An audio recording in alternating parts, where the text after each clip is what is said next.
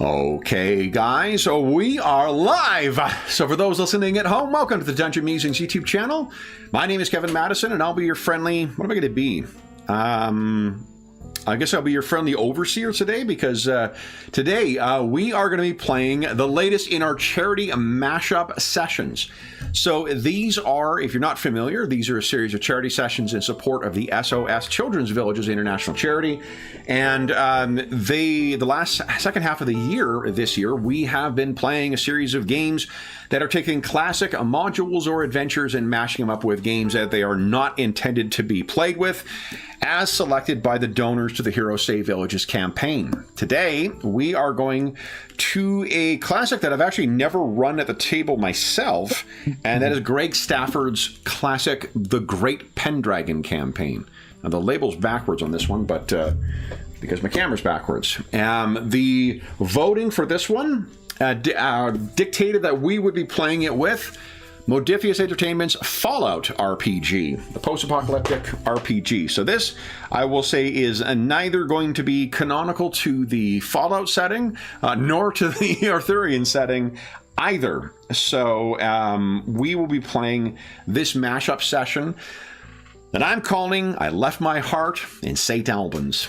And with me today are the stars of the Fallout Great Pendragon mashup. I'll go the order I've got you guys on the screen here. Why don't you tell us who you are and who you're playing? First up, we've got James. Yeah, I'm James. Me with Ben. Me with Night, but me Nightkin. Fantastic. And next up is Jeffrey. Hey everybody, I'm Jeff, and I'm playing Hector Pendergast. He is a knight of the Brotherhood of Steel, maybe a disgraced knight, you might say. A little bit, yeah. Next up is Darren. Yeah, hello, I'm Darren. I'm playing Alonzo K, who is a scribe, who's a bit of a mechanic, a bit of a medic, a bit of an all-rounder. Very nice. And last, but certainly not least, is Ingolf. Yeah. Hi, I'm Ingolf. I'm playing Aggie, who is a robot, and obviously his voice is failing, so we will play that all the time. So. Very nice. So guys, we talked a little bit before we went live about the setting and sort of the take on this. So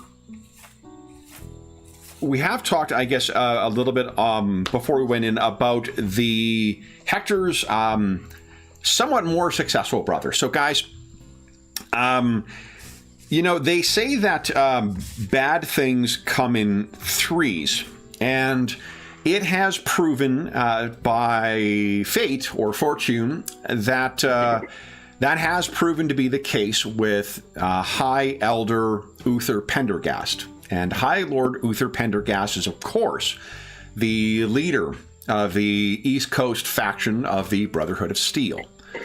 Over the past few years, through a series of military engagements and alliances and whatnot, the Brotherhood of Steel in the East has grown from being a ramshackle kind of group that had crashed their airship out here and had slowly managed to try and piece together some alliances. Unlike their more extremist allies out west or contemporaries out west, they were open to the possibility of working with locals, and that has allowed them to flourish. Now, some might say that the strange synthetic human who goes only by the name of Merle, who appears and disappears seemingly at random, dispensing knowledge that has advantaged High Elder Uther's campaigns, that it seems to be information he shouldn't have access to, and yet he does. And it's under that influence that almost the entire Northeast has come in under the sway of the Brotherhood of Steel under Uther Pendergast. There is but one thing that stands in the way of that, and that is a remaining stronghold at Saint Albans. in Missouri. There is also a connection between that and the three things that I mentioned. So the first of these things is someone named Warlord Octagon. Warlord Octagon was a local warlord who initially Uther thought he might deal with, and then it seemed High Lord Octagon, or Warlord Octagon, had other thoughts. After a fairly brutal battle, Octagon was captured. But somehow he escaped. And Hector, would you like to guess who was supposed to be securing Warlord Octagon? I'm guessing it was me. Was you? That is correct. And unfortunately, since then, your older brother has viewed you with a great deal of disappointment, and has led to, how do we put it? Shit jobs for the last little while. If there is any degrading or otherwise menial task that could be assigned, it is you and your squad that have been doing it. Do you think it was your fault that Octagon got out, or do you disagree with that assessment?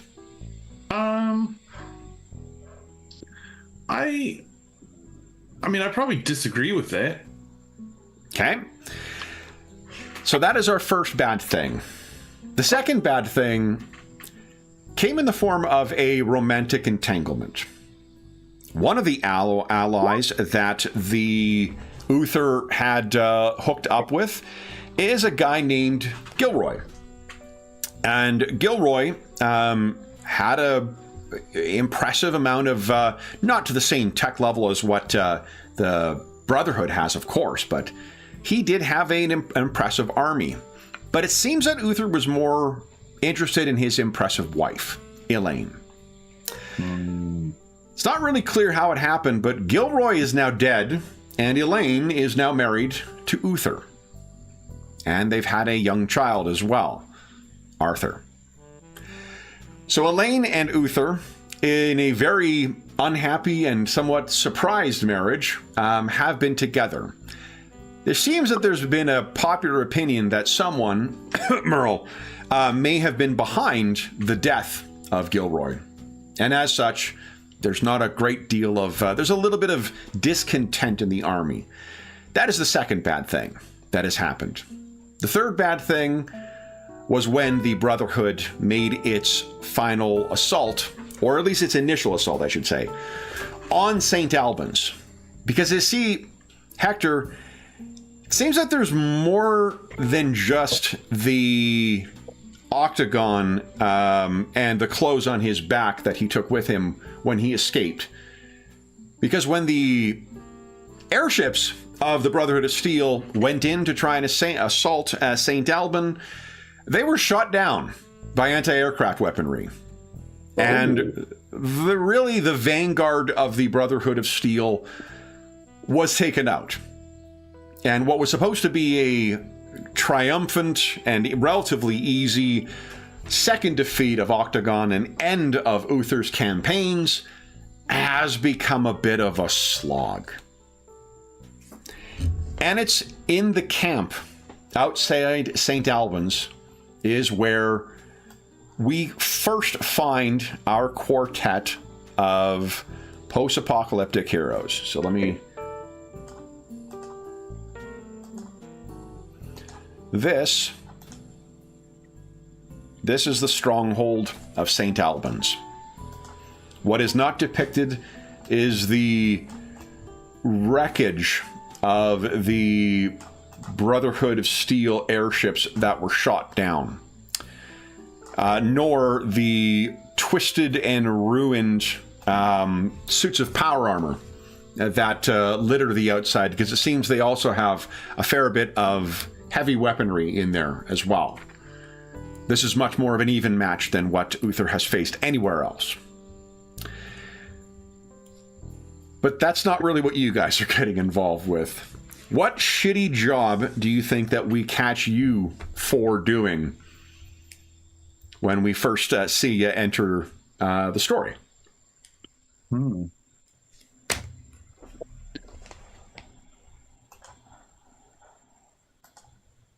That's an interesting question.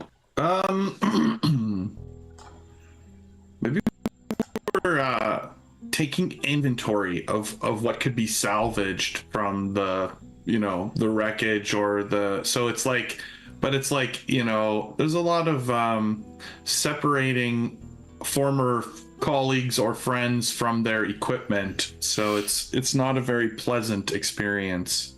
Okay. And how are the rest of our heroes feeling with this task? Do you blame Hector for this? I hope not. I don't think Alonso would blame Hector, and it hopefully will keep us out of the main fighting. So scavenging and sneaking, yeah, I can do that. Let's just keep our heads down. Okay. So I would think that Aggie is more like the typical robot who is programmed to say something out loud that is needless, absolutely needless. So he would, I don't know, identify any weapon and just blare out, "This is a laser rifle," so on. So Aggie is going around pointing at things and saying what it is, like I do when I speak French. Yeah, I mean, basically, so he has to assess whether it is functioning or so, and I think that's what he is. Aggie pulls doing. up the charred remains of a laser rifle, and a forearm is still charred and attached to it as well. The laser weapon is functional. Oh, yeah. So okay. So the knight yeah. is not. Yeah. So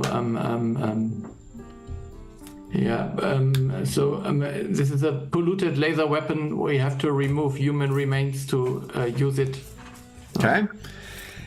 And Weird Ben, what are you doing? Stupid Uther.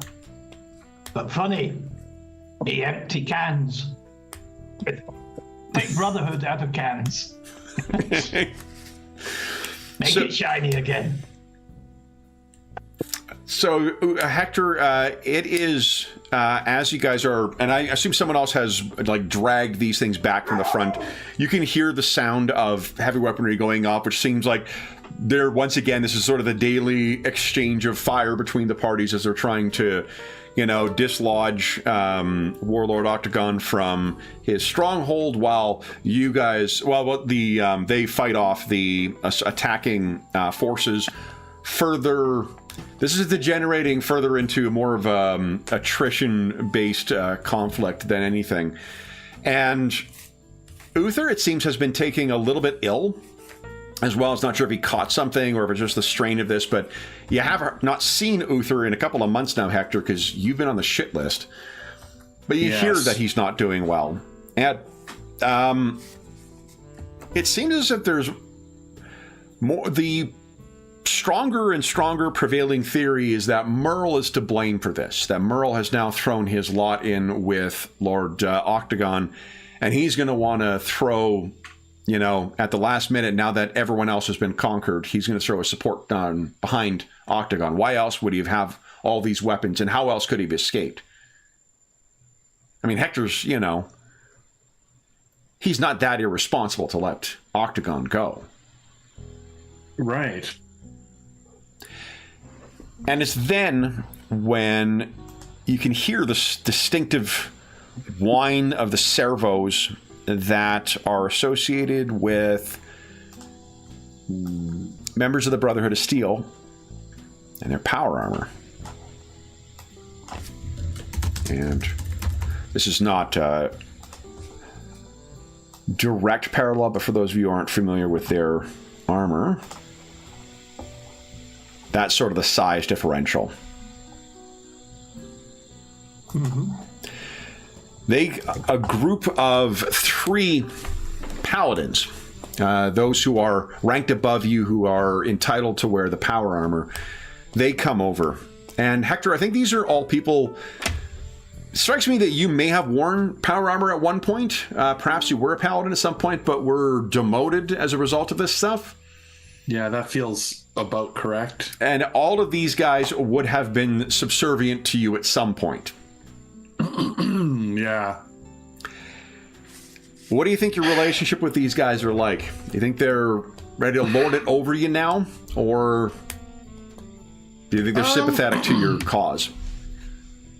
I mean, I think it's like a lot of human nature. I think that there's a mix. There's some that definitely, lorded over me like I might have at times over them, but there's others who I befriended or saved their lives as they were coming up through the ranks that are sympathetic to the fact that I've been demoted. Okay.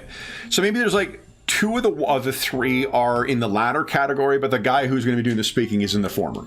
Yeah, that sounds good. So he walks up and says, Knight Hector, report.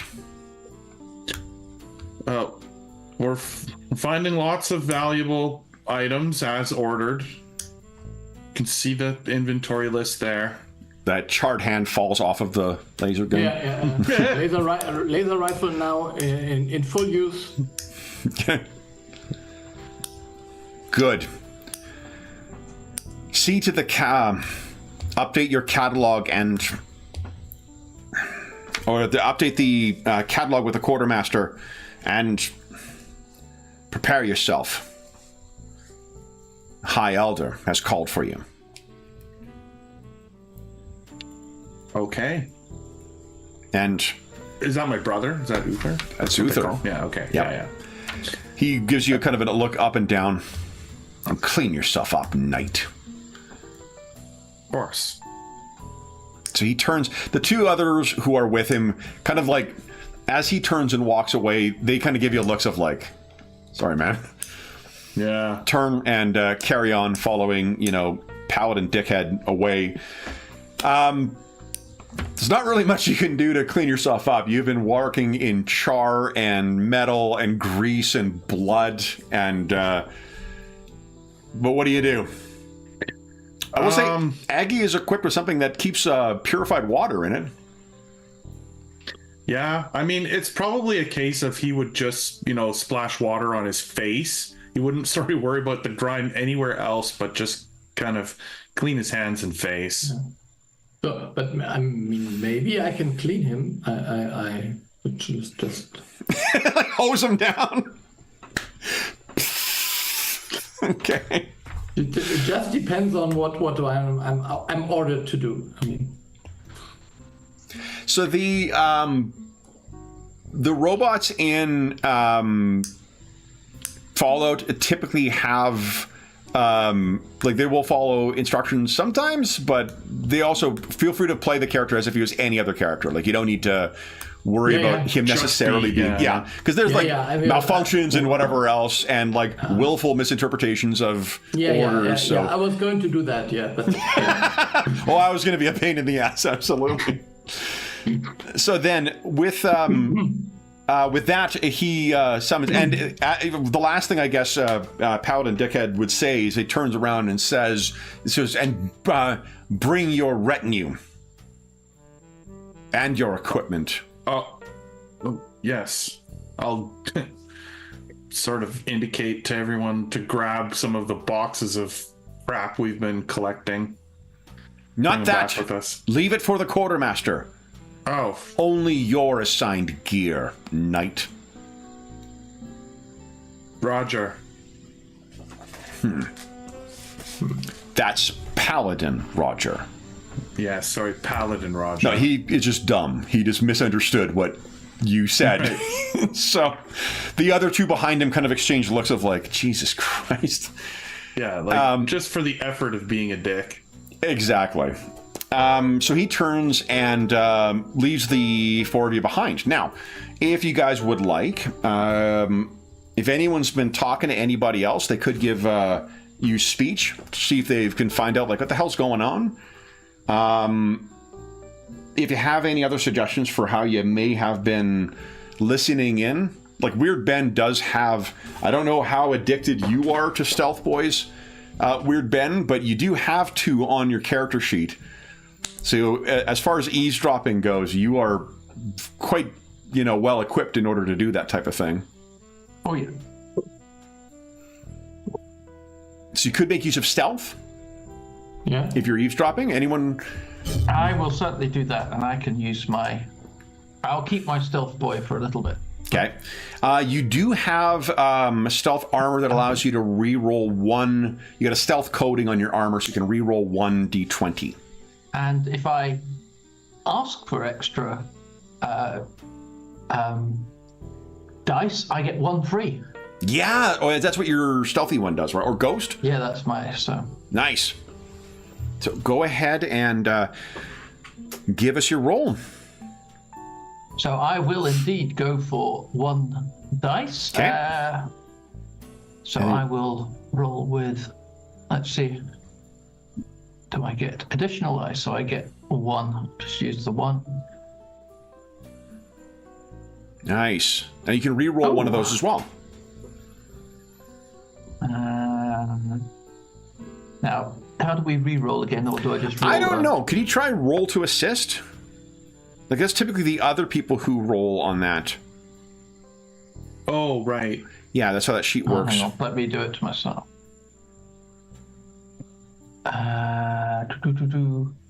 Agility. Yeah, agility and stealth. I don't think there is a re-roll button necessarily.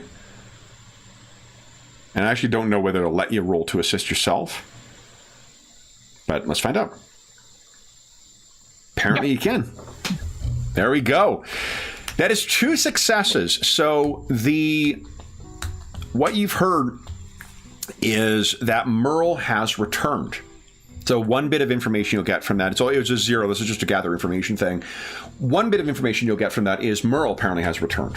And Merle has been meeting with Uther. That's typically where Uther comes up with his more, not harebrained, but like the more surprising plans that seem to rely on intel that he really shouldn't have. There might be more information if you wish to spend a second. If I use another action point to let's have another. So I've got 2 action points, right? Yeah. So 1 of those I'll use. So the other one, it seems that Merle's not only meeting with Uther, Merle's been meeting with Elaine as well.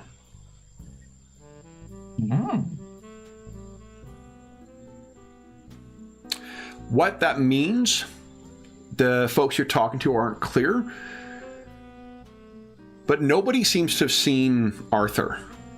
Like the child, you would think that as a kind of warlord or high elder, Uther would be parading that kid around all the time, but it seems that the child stays with Elaine all the time. So whether it's that, whether he's meeting with her in relation to something to do with the child, it's unclear, but it is curious. Hector, how do you feel about, and Alonzo, how do you guys feel about Merle? This unusual, non-human, you don't know where he's come from. He alludes to the fact that before the war, that he actually may be, several hundred years old. I mean, I think for me a little bit, I feel like whether he's got any responsibility in it or not, since he showed up, things have seemed to take a downturn between me and Uther, so probably not a big fan of him. Uther's got success, but, we are certainly not as close as we once were. Okay. Alonzo? So I'm not a big fan. Yeah, I don't think Alonzo will trust him just because he keeps disappearing and keep hearing rumors of him talking to various people. Seems to have information that no one should have. How's he getting this information all the time? So, yeah, he's concerned that he's potentially playing both sides for his own good. Okay. So he's very wary of him, I think, at this stage. Okay. I don't mean to leave Aggie or Ben out, but I'm guessing you guys don't have extensive thoughts on Merle. Yeah, maybe I was just thinking. Maybe in my programming there's some I don't know, some basic remark in the knowledge, so that this was already told by Merle or something, which must be a couple of 100 years old or so. Just some obscure reference from some earlier times that I can't even fully understand, but makes it seem very plausible that this robot is indeed so old. Okay. But head voices say, not trust, fake man. As far as I'm concerned, he's more real than all of you, but whatever. So, You noisy tin can, you be quiet. it's in that context that you guys are getting yourself ready to go and meet with Uther. Anything you guys wish to do, or any other information you wish to seek out? Is there any chance of like trailing this Merle at any point? You know, Some have tried. Yeah. Seems to always outsmart them or confront them or both. There have been those who have tried to. Do you think I'd have been able to try it and failed? I think, yeah, like, because Merle is another one of those things. Weird Ben doesn't seem to have aged at all since you came, and obviously Aggie did not. Likewise, Merle. Merle's been always Merle. And I think if you tried to do something clever at some point, maybe Merle confronted you on it. Like, you thought you were fine, following him. You went to a blind alley, you turned around, and he's standing right there. Yeah. Okay. Smoking his cigarette, adjusting his hat. Yeah. Okay, so that made me even less trusting of him. Yeah, and you've also heard like things like where, those who have tried to follow Merle to like ambush him or whatnot, their bodies are found torn apart by death claws later. That whether Merle controls those things or just leads people into those circumstances and happens to know where they are, whatever the thing is, folks sort of learned you don't fuck with Merle. And he seems to come and go without anyone interfering with him, more due to fear than acceptance. Yeah, I'll go with that. I'd have backed off and kept away, but yeah. It's also worth noting that in many of the communities, synths are, especially obvious synths like Merle, are extremely distrusted. Over the course of your time out here, you guys would have found as well synths that look very much like humans, but are actual artificial beings like Merle. Merle's an older model, it seems, but unique. Anything else you wish to do before you meet with Uther?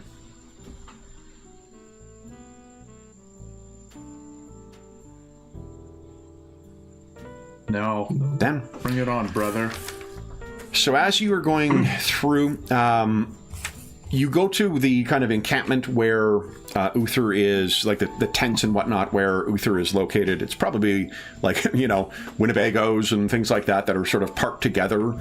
And then as well an actual proper kind of military style tent. You pass by into near where the personal quarters are, and I think you all can hear the sound of a child crying, an infant crying nearby, as you're passing by what are likely, if not Uther's quarters, then Elaine's quarters. You have heard that they don't keep the same quarters, so I don't know what's going on there. But you were then brought into his, what doubles as his sort of audience chamber or throne room. And in there, you can see there is a panoply of 3 on either side, fully power-armored knights or paladins. And there is Uther. And Hector, it's been a while since you've seen him. I'm picturing I don't have an illustration for him, but if you want to think of like a kind of aged, Willem Dafoe type, thin, like clearly lost a lot of weight. He is talking to Merle, who is standing next to him, and he looks back and sees you. And I think you know him. Let me ask you this. What was Hector's relationship with Uther like before Merle came, before all of this happened, when you were a paladin? I think that there's that sort of closeness that some brothers have. If we play sports together or things like that. Like we were a good fit when we were fighting together in our power armor. Knew each other's moves, covered each other's backs. So close that way, but probably didn't talk a lot. Probably weren't very vocal in our relationship. So close on the battlefield kind of thing. All right. So the look he gives you, it's not that he's a stranger.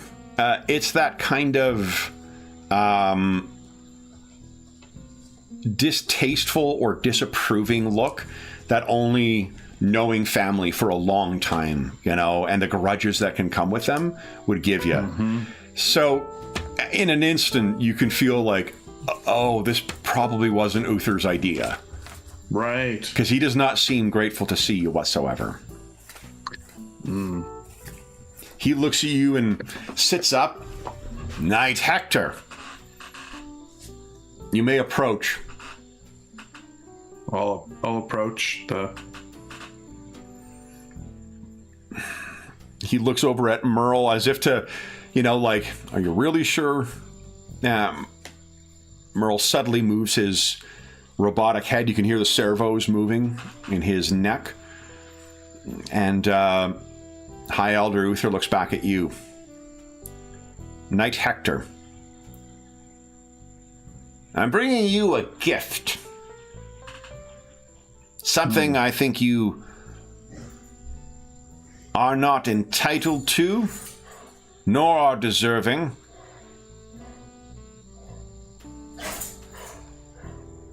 But something I am advised would be wise. I'm giving you an opportunity to redeem yourself.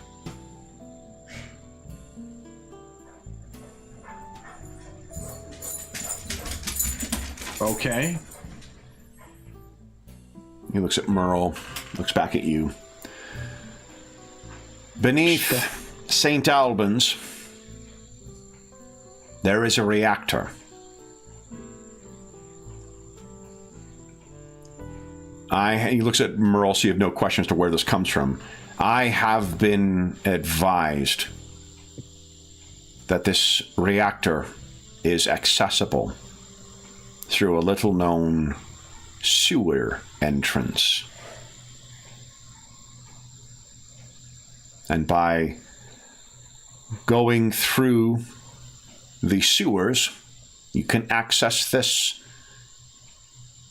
and with the correct technical advice, destroy it. In doing so, Saint Albans' defenses and Octagon will fall. This task requires passing through whatever lurks beneath Saint Albans.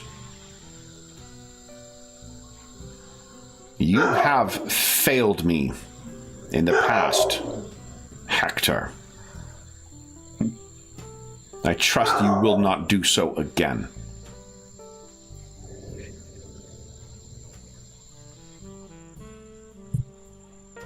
Crawl through the sewer, shut off the reactor.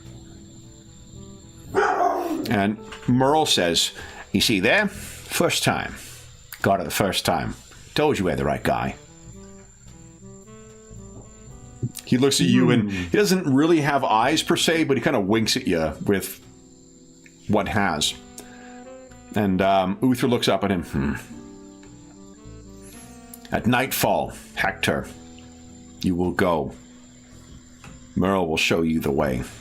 Mm-hmm. Merle steps forward lightly.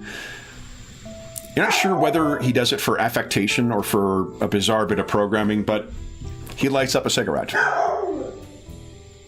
And Merle says, Hector, should we speak? Anna! Of course. Then he gestures to the end of the tent. Hector, you can just feel the look of Uther on you. Yeah. Do you wish to say anything?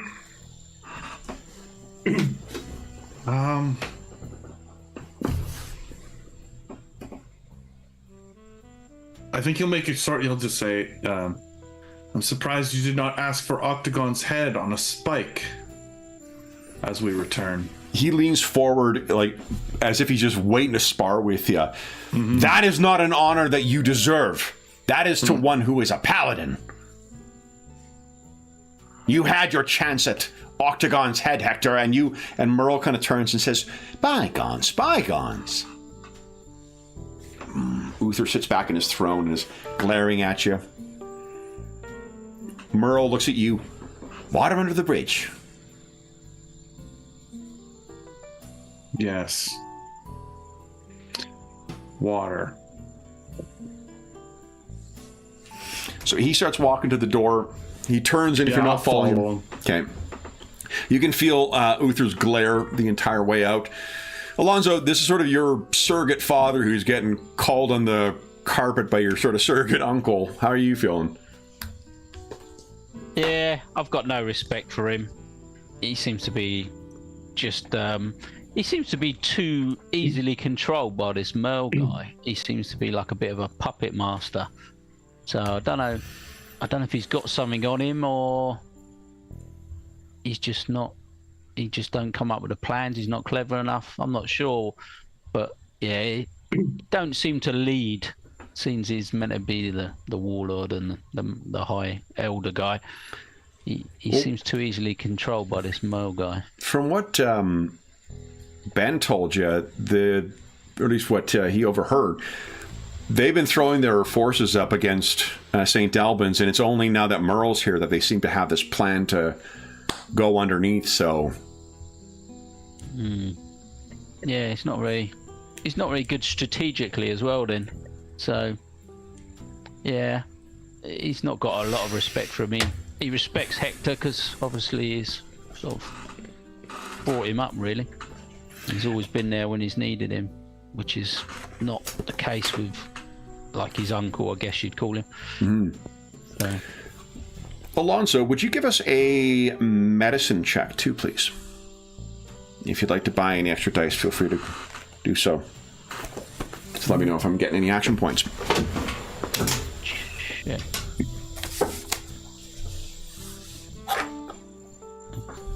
I think you might get re-rolls as well with I was just checking if one of your perks. No, don't do. Okay. Oh, yeah. Yeah, if I do a first aid action, I get one reroll. Oh, okay, so this is just a medicine check. Yeah, so it's not really the case, is it? So if I put one in, I can get one additional dice, yeah? Correct. Yeah, I'm going to do that. Okay, so there's one in the action point pool right now. Nice! And that's two. You only need one for the success, so if you want to feed that one back into the... so I think there should be one action point left. Because if one came out... Oh, yeah, just spend one. Yeah. Yeah. So what... Uther does not look good. Like, you're not sure if it's, if it's radiation poisoning or something else or an illness that he's got. He does not look well. You've seen your uncle before. Is this something recent? To be honest, you haven't seen him in a really long time because of you're squired effectively to Hector, and Hector's been on the outs for a long time, so he's been nowhere near Uther. Uther doesn't look good. Is he like sweating a lot and sort of pale? He's got a bunch of weight that's lost. To picture, again, what's his name? Willem Dafoe, but also like even more gaunt than usual. Lighthouse Willem Dafoe, not like one of his younger roles. Is it obvious that there's any signs of medicine that he's taken or anything? As if you spend a second one, you could get more information. He's like the waxiness and sort of the discoloration in the whites of the eyes. He's on some kind of medication. And has he got someone nearby, like a a sort of doctor or medic? Sort of No in the one that was room almost? obvious, but there were like 6 paladins in power armor with helmets on, so who knows who they are. And who knows what Merle knows as well. Yeah, well, I'll save that information until we're out of earshot of Sure. everybody. You leave the throne room sort of and make your way down, and then you're brought into... Just give me a sec. I'm going to see what the heck's going on. Hey, Goober. Excuse me. You're in trouble. You're in trouble. Okay. Okay. Where's your ball? Where's your ball? Where'd you do your ball? Good girl, sweet. Good girl. Touch of the worm tongues about smell. Okay. Sorry, guys. I shouldn't go on. Someone had the temerity to park in front of our house. It's outrageous. Unbelievable.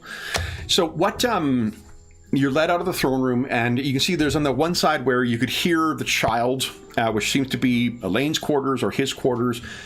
It's just past there that you then are off to the side where there's sort of a meeting room, as it were. And Merle leads you all in there.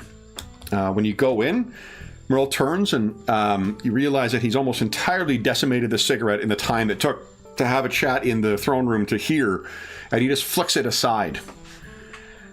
Well then, Hector, and he looks down at the table where there's a sort of strategic map that's been set up, and he shows you on the map precisely where this entrance is. You're going to want to avoid some patrols.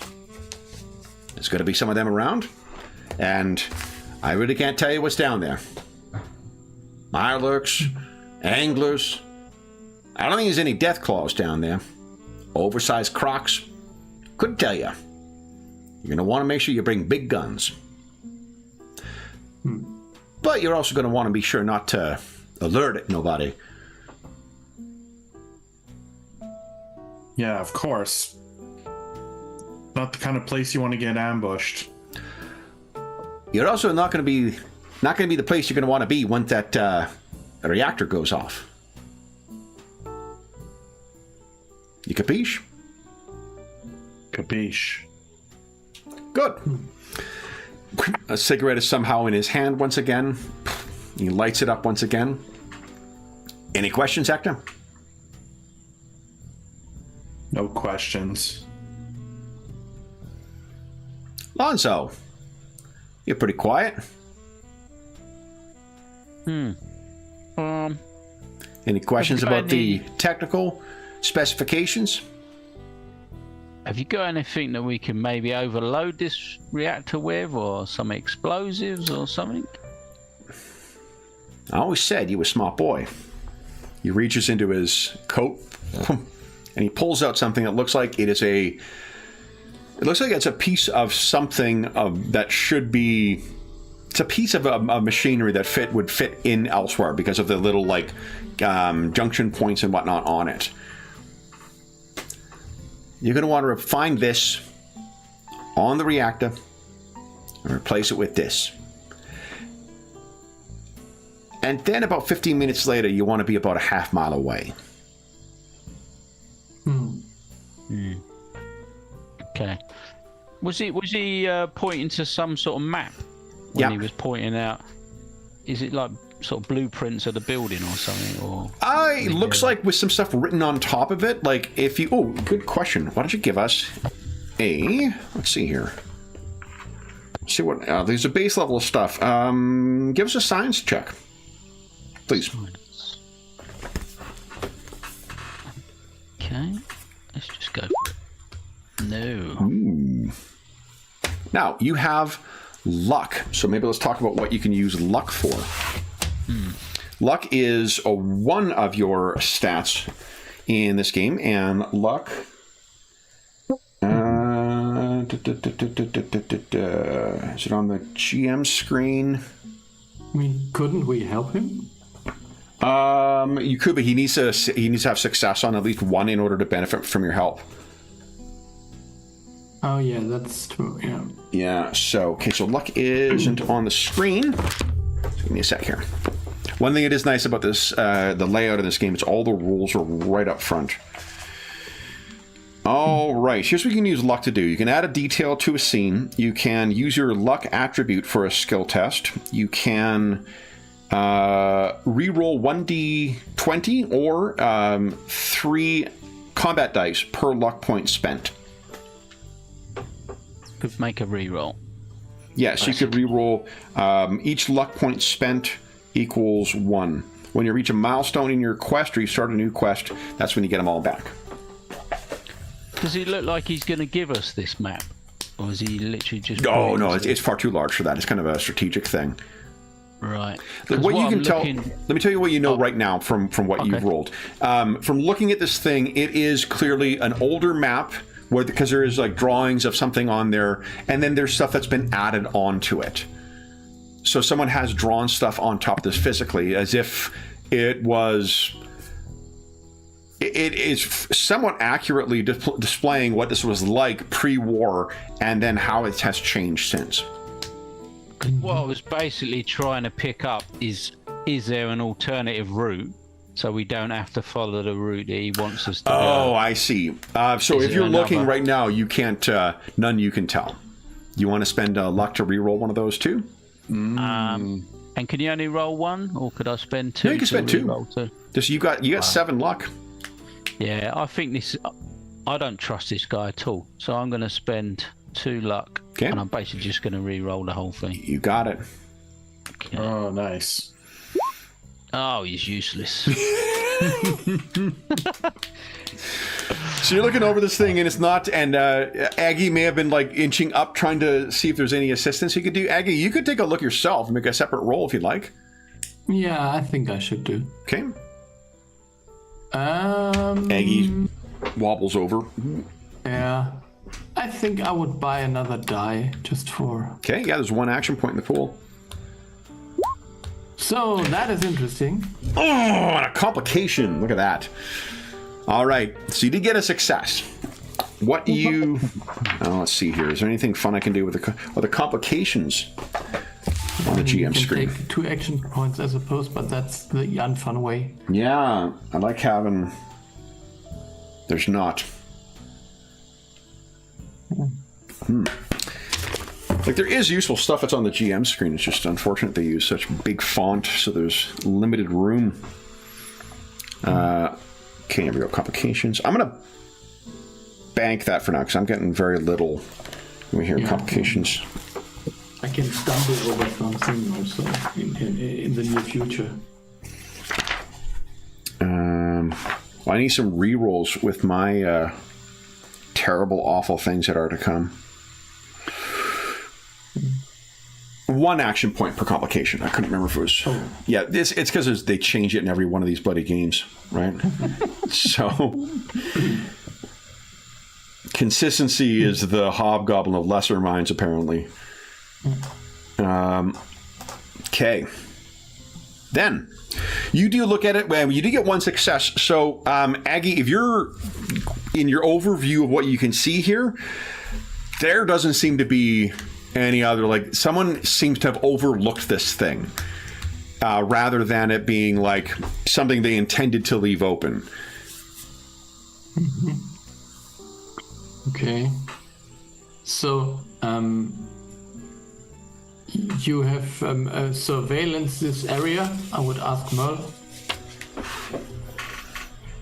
Shakes his head. Best be careful.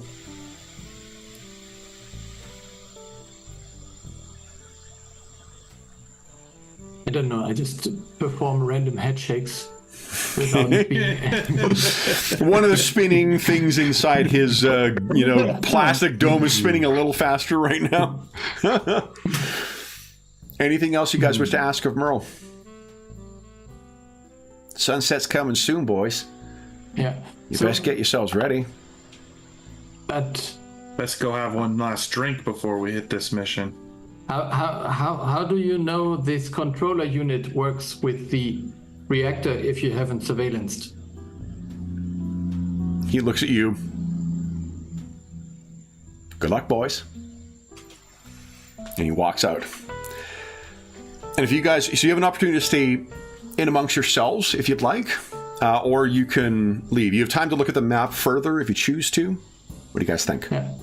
I would say, Hector, we have incomplete data. Should abort the mission.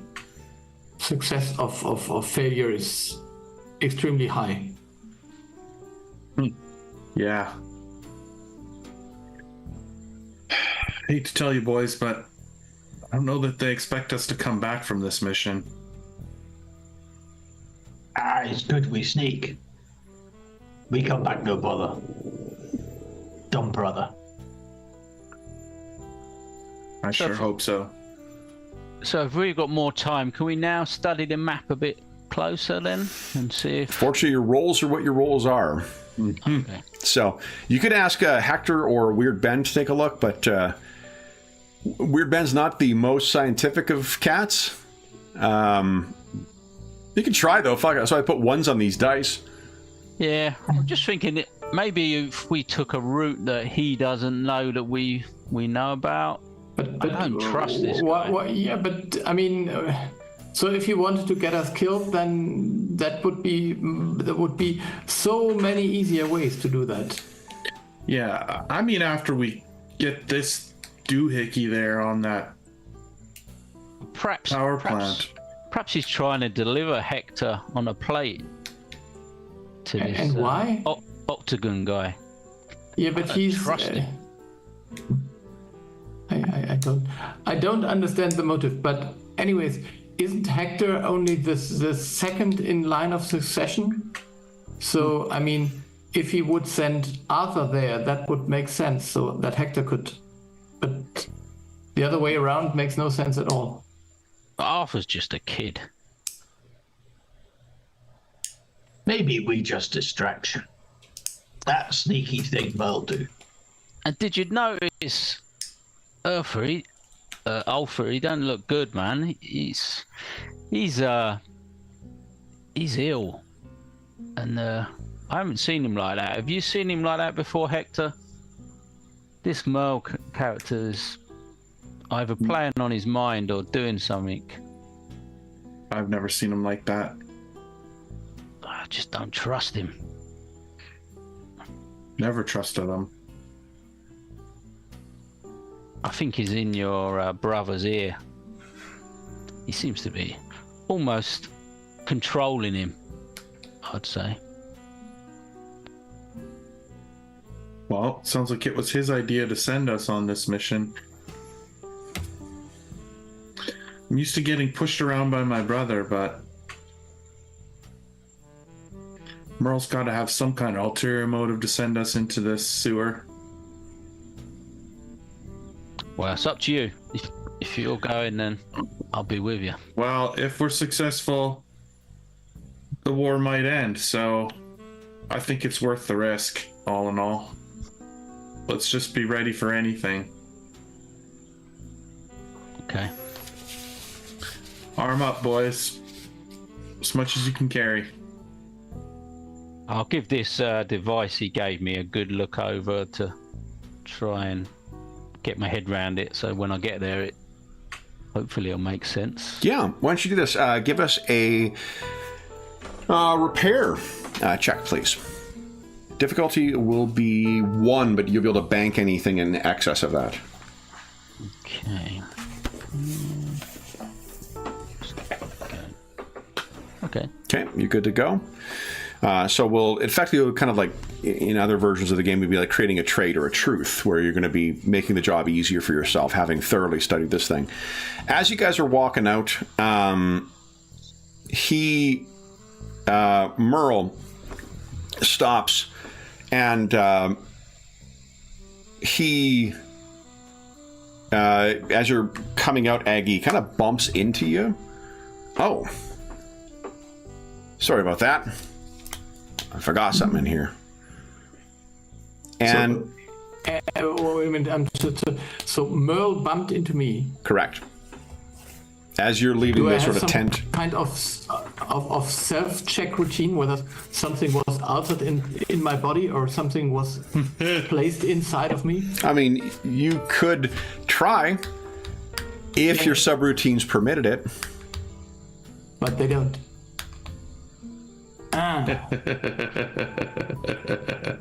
Alas, alack. Merle grabs something, and then basically, as you guys are going down, Alonzo, I am assuming you're the last one to sort of spy a look back, because you sound the one least trustful of Merle. The last thing you see is Merle not heading back down towards the throne room. He turns and goes into the room where the child's cries were coming from. You have about 2 hours before sunset, guys. What do you want to do? I would go to Alonso for him to check whether something was altered in my body. So, Aggie will come over. You'll be able to do everything but ask for that. So what do you do? Damn. Aggie keeps kind of bumping up against you, Alonso, and you're like, "What, buddy? Like, give me some room here." Yeah. Yeah. Damn it. Yeah. Yeah. So I would just. I think he would act kind of weird, like something is wrong with him, but you can't put your hand to it. It's just. Yeah, Aggie's definitely something's off about him. Aggie, you seem a little nervous. Don't worry, we'll be all right. We always get through these things. That little thing in his head is whirring even faster now. What, if anything, would you guys like to do? Alonzo's taking a good look at this thing, trying to picture where this might fit in a larger structure. What about Weird Ben, Hector, or Aggie? Hector's gone off to find whatever, gross wine or whatever we can make. He's going to have one drink here before he's going to crawl through the sewer. Yeah. And Weird Ben?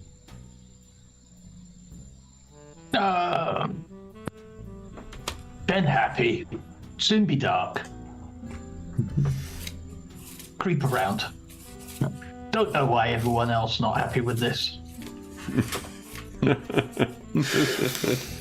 Then, could we stack up a little bit with explosives? Just because I think going underground without a bomb is not a safe way. you have what you've got. Sadly, you are not the most popular folks among the things. Since you let Octagon go the first time, or at least that's what everyone understands, no one's willing to give you much of anything. And it was Merle that told me I should let him go, but I can't tell anyone. It's so unfair. So, Elector, you managed to get, Hector, I'm combining your names here. Hector, you managed to track down some booze. It is very weak, and it is very unsatisfying. Yeah, I'm not surprised. And you... The temperature makes you think that something else may have been added. But nevertheless, booze is booze. So what are you guys doing? We're going to treat the infiltration as kind of a skill challenge type thing, or extended task, I think, in this game. So how would you guys like to approach this? What's the plan?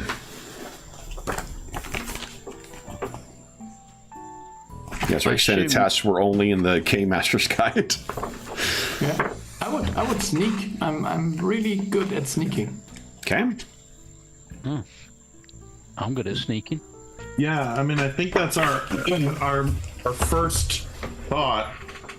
I'm not good at sneaking, but I'll probably be at the rear, knowing that I'm the most likely to,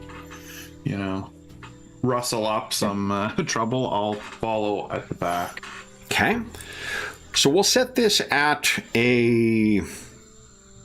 let's say a 10 for this. So the way it works is every success, the difficulty of the task is going to be a...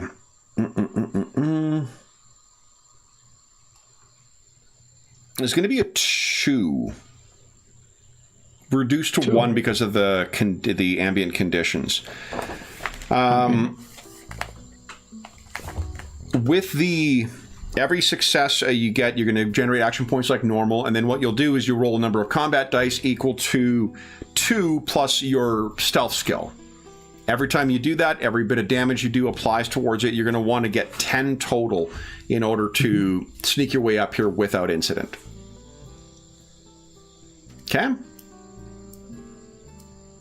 There are roving patrols in this region, so you will want to be cautious.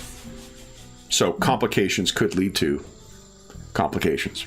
So I think Ben should go first. He's the most expert sneaker. Ben most definitely is. Is good. Ben, what would you like to do? I will. So I'll lead them down towards the sewer gate. Okay. I'll have a good wrench of that out. Well, you're going to make your way to the entrance first here, so you're thinking of rolling stealth? Yep. Okay. So do you want to buy sneak. any dice? I will buy a second dice, so that'll give you 2 points. All right, because your first one's The for first free, one right? I get free. Yeah, So. awesome. Go right ahead whenever you're ready.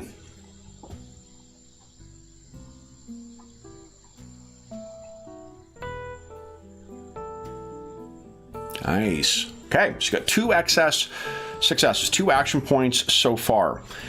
Why don't you give us, I think at the top, you're able to roll just combat dice? Yep. Is that right? Yeah. Give us what's your stealth? 4? 4. 4. Yep. Awesome. Roll 6 combat dice, please.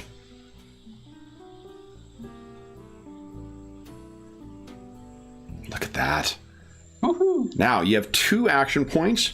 You could put those into the pool, or you could spend up to 3 AP to roll extra dice on a 1-for-1 basis.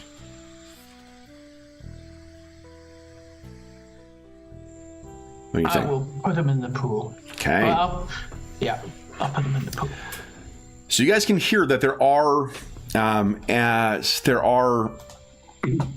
soldiers of Lord Octagon, and to give you some ideas, here you go, guys.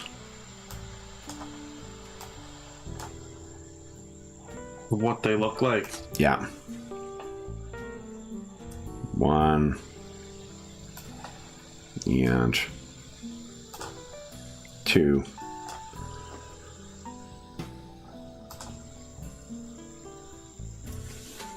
Raiders. Who'd like to try next? There's 2 action points in the pool. And I've got the ghost skill as well. I don't know. Yeah, then Alonso would be. Okay. Now, Alonso, you got 2 action points in the pool. You want to... Yeah, so I get 1 free as well. Okay. The first additional one I can buy is free. So if I spent those 2, that would give me 4 dice. Is that Correct. Right? Okay. Let's do that then. Let's spend those. Hopefully that might get us through. So let's go for that. So you got a success. What is your stealth skill? Ghost. Oh, no, sorry, the skill level for Oh, skill. sorry. It's free. 3. So roll 5 combat dice. So at the top on the, I think on the right.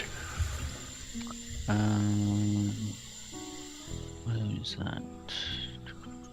I don't want to jinx things here, but I think they fixed the memory leak they had in the character sheet, because it seems like it's running smoother today than it has in past. You remember the first couple times we played it, where there was that, it kept chugging? Mm-hmm. It's combat dice. Where are they, guys? It's at the top left. You've got the D20, blue and yellow, and then right. you've got the Pip-Boy face. So if you click on the Pip-Boy face. Oh, it's a Pip-Boy face. Okay, let's click on that. Oh, I see, yeah. And then you just put 5 in there. Rightio. There you go. 6. Between the 2 of you guys, despite the patrols of Lord Octagon's forces, you guys are able to reach the entrance to the sewer. Nice. Now, Murrow mentioned that this thing was locked, right?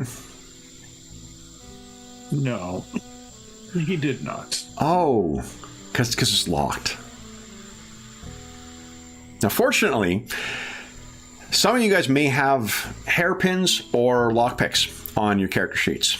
Those can be used for, I believe, to reduce the difficulty, and they are destroyed if you happen to roll a complication. Someone's going to need to lockpick their way in here while you guys continue to avoid these patrols.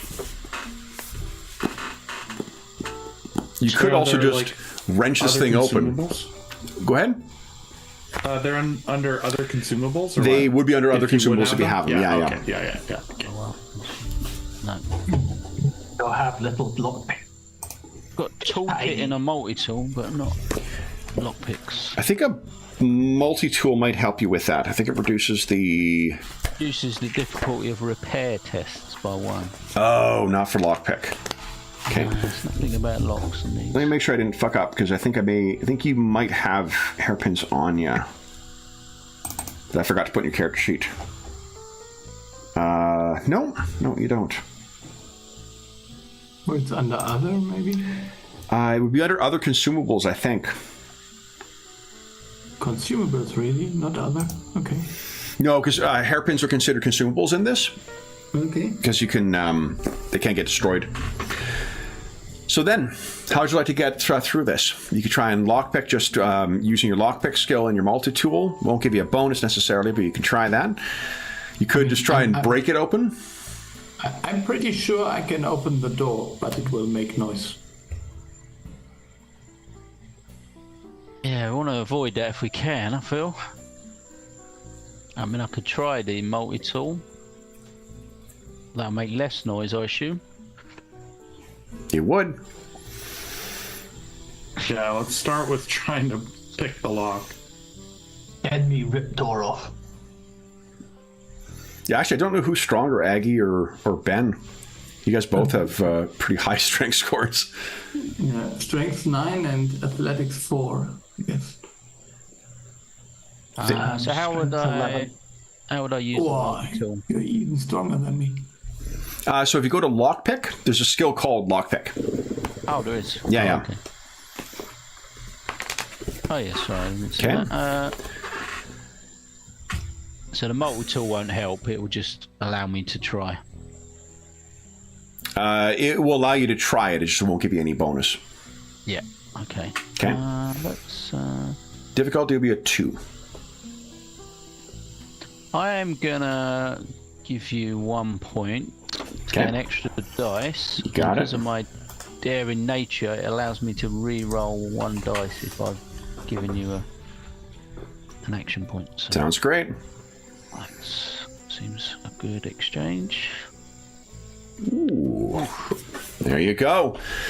So you guys can hear a patrol that is approaching, heavy with the action points of the overseer.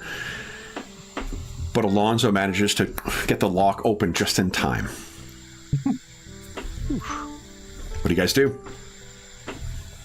Quickly duck into the sewer. Yeah. Get in. So as the last of you go in, Aggie kind of wobbling back and forth, you close behind and you see a group of the guards pass overhead. Do they look like they were looking for someone specifically at that point, or was it just a patrol? Do you wish to poke your head out and see? No. No, I just wondered if I noticed. No, I'm not going to risk it. They didn't mention, I mean, they had a dog with them, you can hear, but they didn't, they weren't mentioning anybody by name that you could hear. Okay. You could take a moment and give us a, let's see here. You give us a sneak check using, you can change the attribute, right? On the skills. Use perception and sneak, please. Oh, okay. Just remember to change that back afterwards. No, he's too busy hiding out. Yeah. He don't want to get seen. So. And I think you can probably frustratingly hear like the kind of murmuring of someone talking, but you're just not close enough to actually hear what they're saying. Okay. Now, someone wrote down what the directions are, right?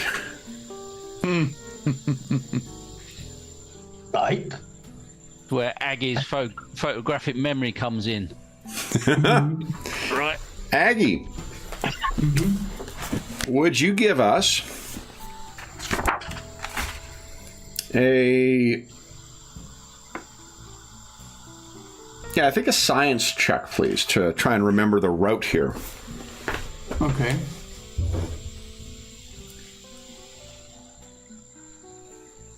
Yeah, then I will do that.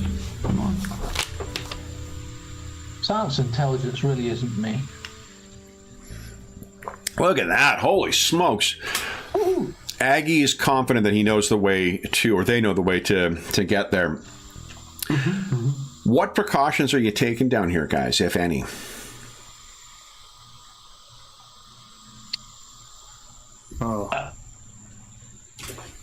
Shall I go ahead? I'd have to.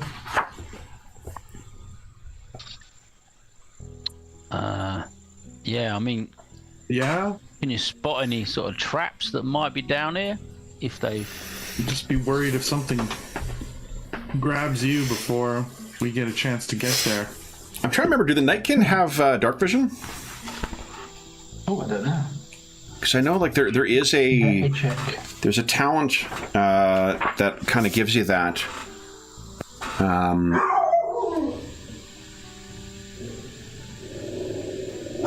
Yeah, you're addicted to stealth boys. You're immune to radiation and poison. I have terrible news. You're sterile. I'm sorry. I know that Ben was looking forward to a little, Weird Ben or Weird Ben Jr. But alas, I don't see anything about that. Practically immortal. You're practically immortal too. I'm fine with you swapping out one of your. I don't think your blacksmith thing actually came into play in any of the gear that I ended up giving you.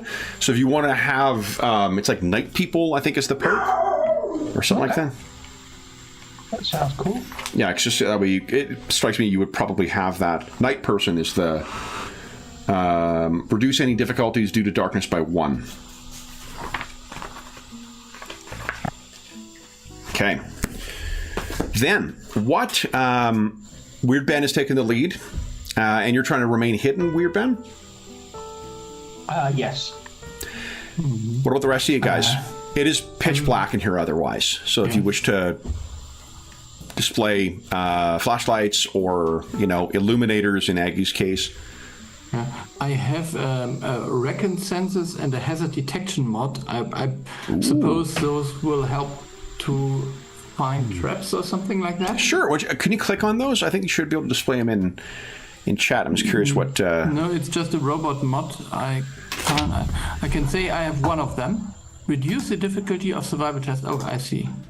To detect and disable traps by 1. So this is the nice. census, the hazard thing, and the census thing will do detect hidden the same. So it reduces the difficulty by 1 for hidden Okay. things. Okay. So then, Aggie seems probably one of your best bets for keeping an eye out. Aggie, would you give us so first off, let's set Ben to give us a stealth check to get you positioned ahead. Aggie's going to be keeping an eye out. What about Alonzo and Hector? I think I'll be trying to guide Hector as best as possible because I'm pretty stealthy and I'm worried that he's not. So I'll be sort of sticking with Hector, I think.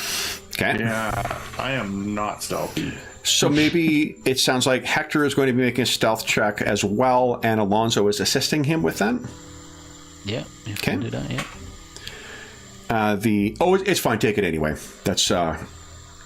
I don't really care about that. Then why don't you, Ben, give us a stealth check and decide if you're taking any extra right. dice. Yep, so stealth check. I will. Yeah, I'll just take the one extra. You're getting too many of those action points that. I can't. No such thing.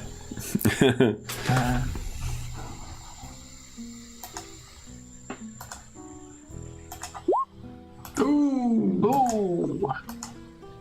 I will use one of my luck to re-roll that to 20. Okay. So let me just select myself to re-roll.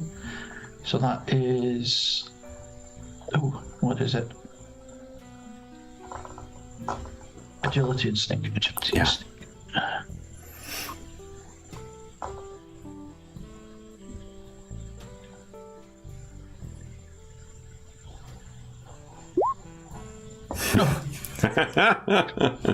All right. One success. One success, okay? You get your free... Oh, yeah, 90 go. You get a free reroll, right? With your stealth armor. Oh, right. So I'll re-roll another then. I think I have to just do 1d20 then. Okay.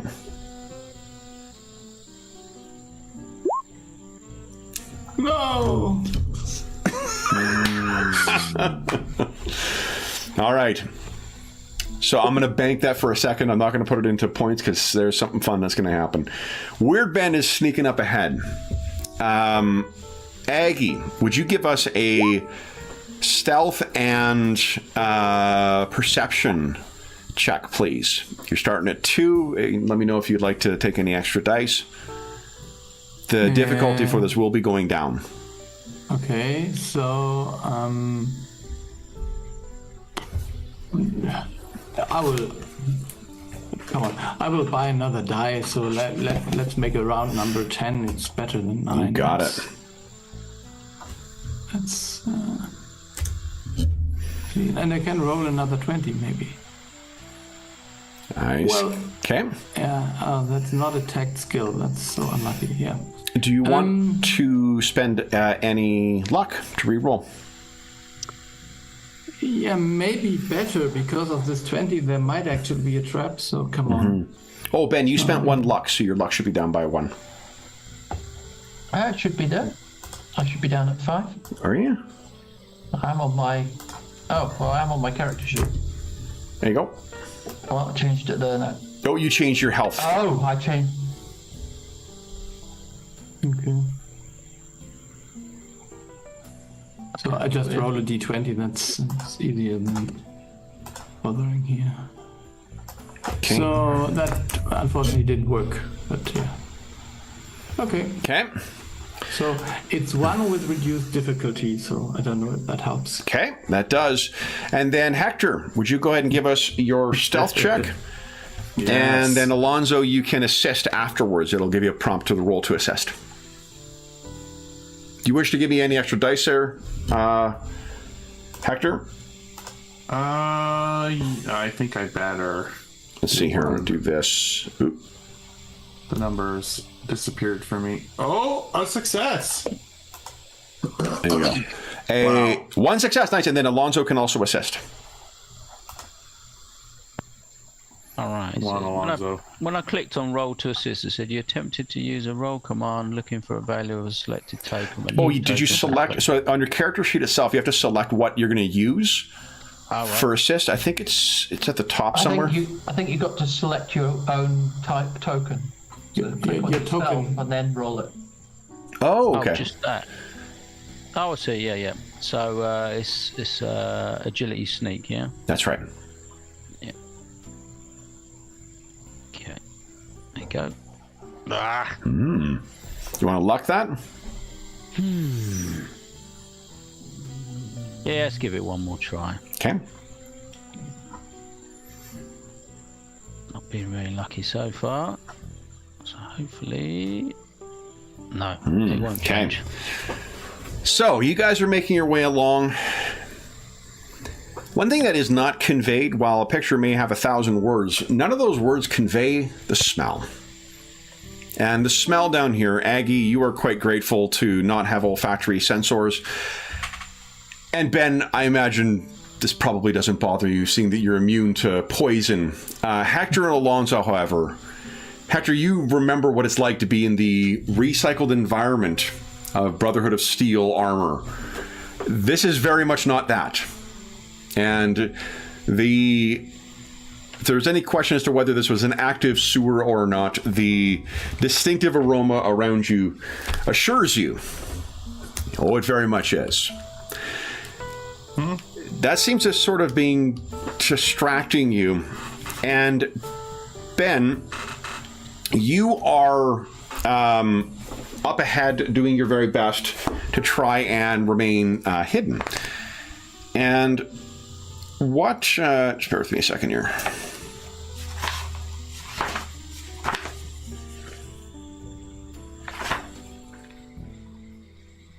Okay, right.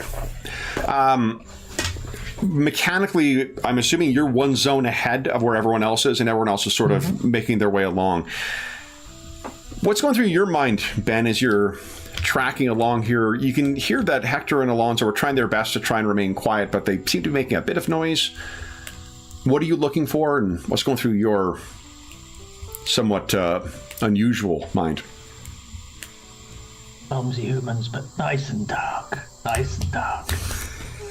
I'm trying to keep a look for any sort of lights, obviously, but also anything scuttling in the dark near me.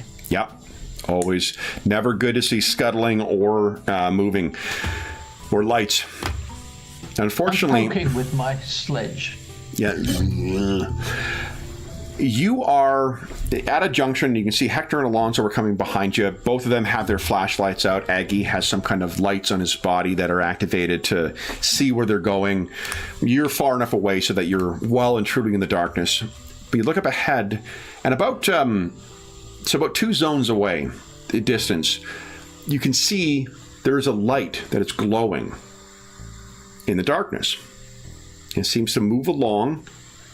And it moves into the corridor or tunnel that you're in. It grows a little bit brighter, as if it was turning towards you. I will click on my stealth boy. Ah, okay. So would you... Oh, you can't display gear, can you? Or is it just mods you can't display? Let me see on my gear. I was looking up in the book instead, so... Yeah, I could look it up. Where are they? Let me find it. It's under gear, and it'll be under consumables. Oh, fantastic. Okay. It's activated as a minor action. And he's got +3 to detect you. Oh, that's amazing. Okay. So, what you see, Ben, is if you activate this thing, we're going to drop into, I think, into combat now. So why doesn't everyone click on initiative, please?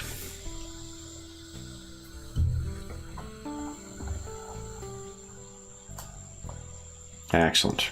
Okay. When I find it, I will. Where is it hiding?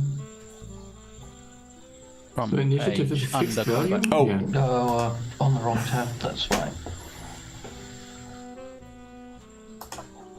Oh yeah, there's other characters that were left over from last time we played. Like, why is Alan there?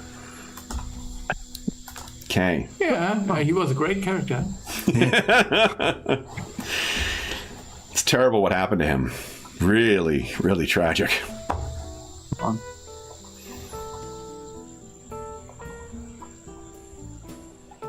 Now let me see here.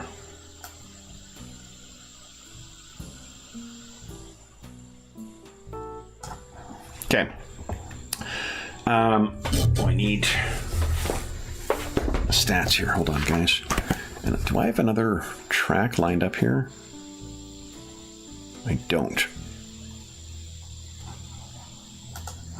Okay. So I have to stick with smooth jazz today, guys. I can't tell you how many emails I got from James in the last couple of months. Can you please put smooth jazz in one of our games? Just, I hope you're happy now. So the light is moving along in your direction. Nice. Ooh, why did you? So the plus symbol, James, that actually affects your health. Your health seems to keep going down for some reason. The total of your health. That seems very odd. Yeah, let's see here. What is going on? Yeah, something's going wrong because my luck should be 6, but it's changing. Your luck should be 5. Well, yeah, but my permanent stat should be 6. Oh, hold up. I think I should have 5 points left, and bizarrely, I think that is because I selected luck instead of luck points. Now it's updating properly. Hold up. There you go. Now, and I wonder if...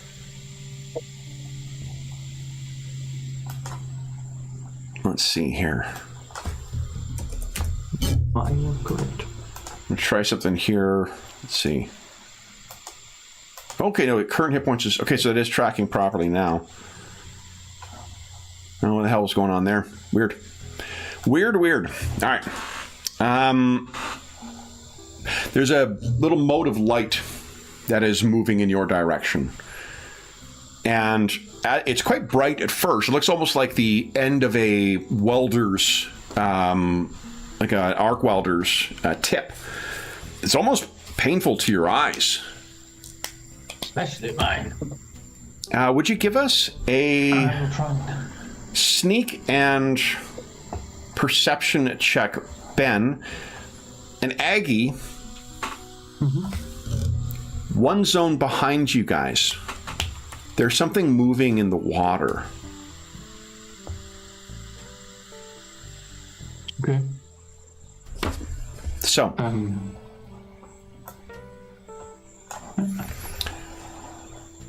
Hector and Alonzo are unaware of things, so we'll go to Weird Ben. You should give us a step. I'll give you 3 action points then. I'll get by 2 dice. Okay.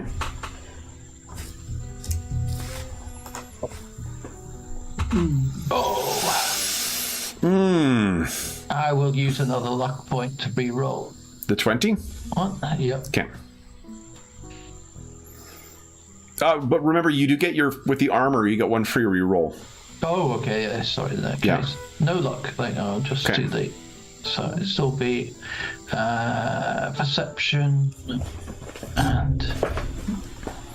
James continues his natural 23 from Star Trek. Yeah. Well, it's not a 20, though, so there is that. So here's the thing that's curious, is it gets within your zone, Ben, and you know that you've got your Stealth Boy active, and we need to roll for your addiction to Stealth Boy now, which is fantastic. You can see that this light seems to be at the end of a little knobby thing that is sticking out of the water that's moving along, as if there's something underneath there with a little appendage sticking up with this bright light on the end. I am going to get my super sledge ready. Okay.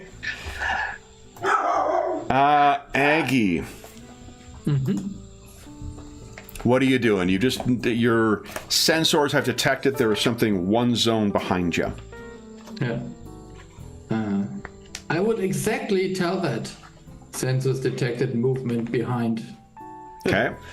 So everyone has warning, and allow me to show you guys what is about to burst out of the water behind Aggie, because I've got 2 complications to cash in here. Where is he? And I am gonna just give me 2 seconds here. I'm changing over this music. Could just drive me fucking crazy. Seemed a good idea to put something 50s ish on, and not realizing I was going to spend most of the time dancing on my last nerve. Let's see here. It's a bit dark.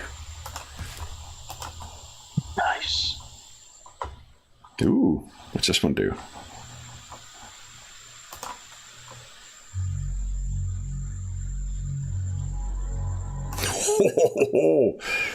Here we go, guys. Let me make sure this level's not too loud, and boom.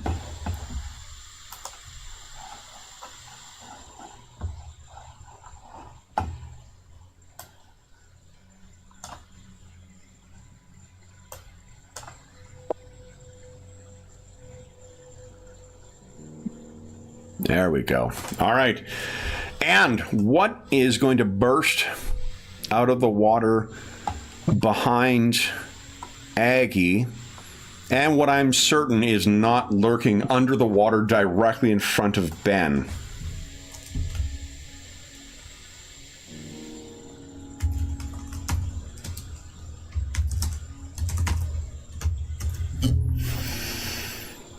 Is this. Yeah. Oh. It is about as big as what Weird Ben is. Let me drop one of these suckers in here. Rawr. There we go. And I guess these are not edible. I mean, it depends how much spices you have. Anything's edible if you got spices. There we go. Didn't Carl's character die in the first session almost? No, but he was really injured. I mean, John's character gave himself... or food poisoning or something like that? It was like intestinal distress or something like that. Yeah.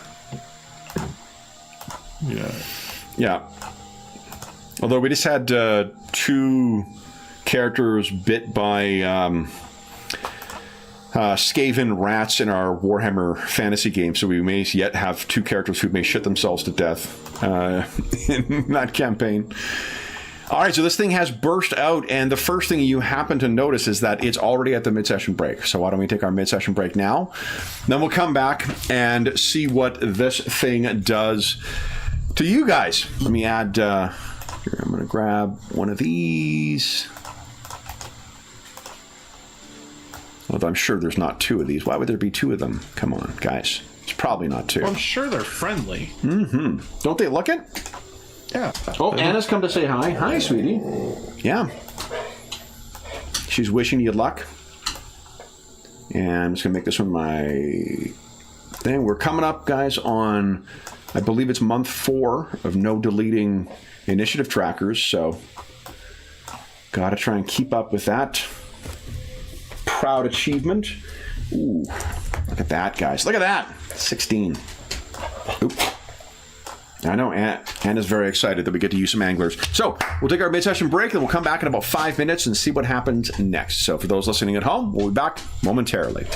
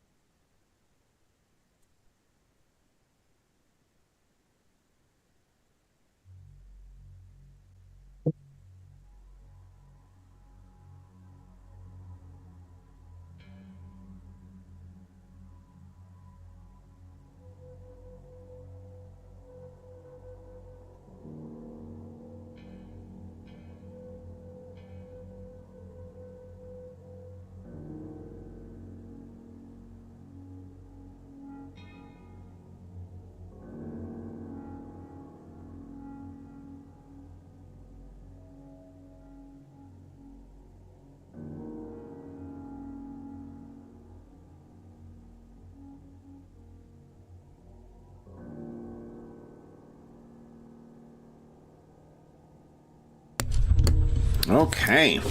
First back. Hey, everybody at home. Hope you guys are having a great weekend. Alrighty.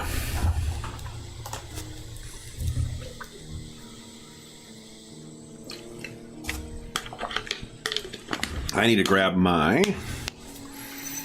Let's see.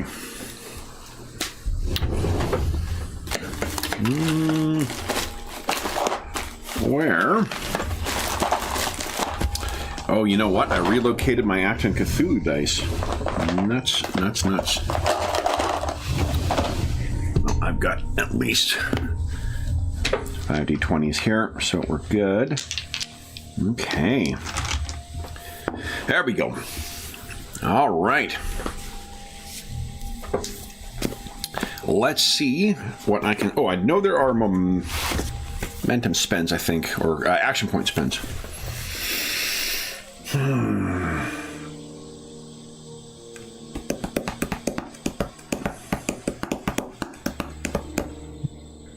Okay.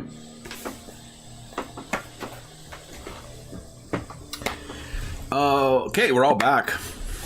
Here we go. All right. So then, let's get things rolling. This thing bursts out of the water. It surges forward. Mm-hmm. Actually, no, here's what it's going to do. It's going to burst out of the water. Then it will... You can see there's an undulation from its waddle as it goes forward and pukes something towards Aggie. Let's get this rolling here. I'm going to spend 6 action points, which bring me down to 7, to get all my extra dice here.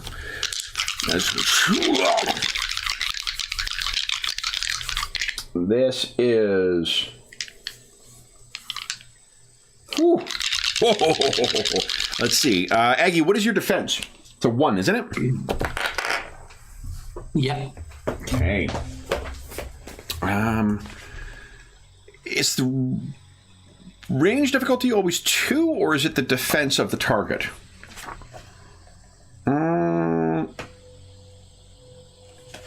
Always defense. Okay, and then modify by range. Got it. Just couldn't remember if it was... Some of the games do that, some of them don't. All right, so it hurls up this thing that is this like glowing, sizzling bit of electricity that hurtles towards you, Aggie. That is 1, 2, 3, 4, 5. So I got 4 action points out of that. And let's see. 1, 2, 3, 4. 4 action points out of that.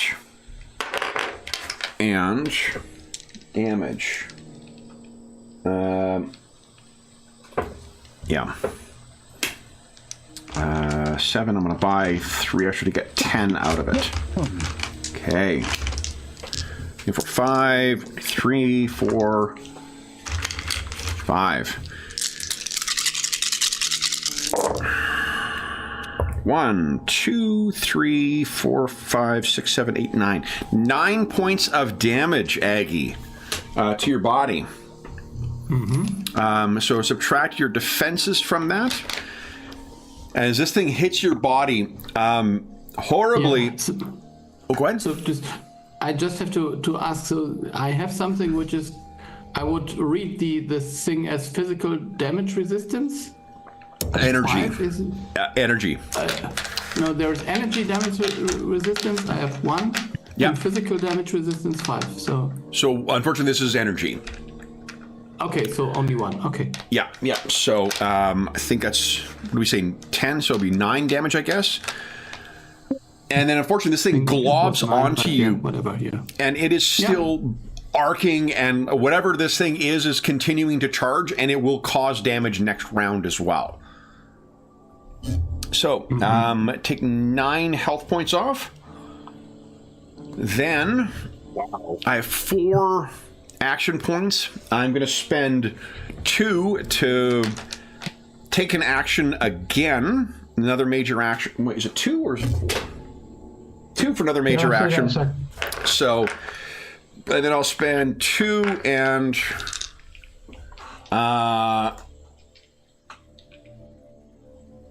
4 more to go at. Oh, Hector, I think you were the one who was unsuccessful. So let's try and gob you. What is your defense, Hector? Is it a 1 or a 2? I think you guys all have 1s on your defenses. Me at the moment. Oh, yeah, you got a 3 right now. Weird, Ben. Where's defense?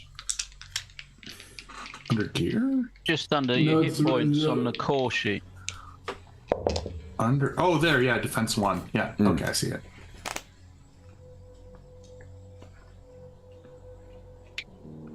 Yep. That would be a crit hit, by the way. Oh, the damage? Oh, yeah, more than 5. Ooh. Oh, but he doesn't bleed because he's a robot. And that's the So only. Be good there. Lucky. Yeah, so the torso hit. Yeah, you're lucky. So you kind of wobble back, Aggie, but you don't fortunately take any bleeding effect. So Hector, you said it was a 1? Yeah, a 1. Okay. That is 1, 2, 3, 4. So I got 3 action points out of that. I'll spend that exact same way to do damage once again. Hector, this is to your. This is to your torso as well.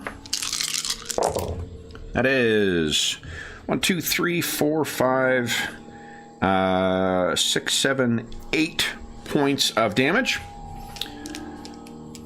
So you subtract your energy, whatever your energy resistance is in your torso. I think it's like a 3, maybe. It's a 5, actually. Oh wow! Oh no, wait. Oh wait, am I reading that right? ENDR. Yeah, the DR for ENDR. Yeah.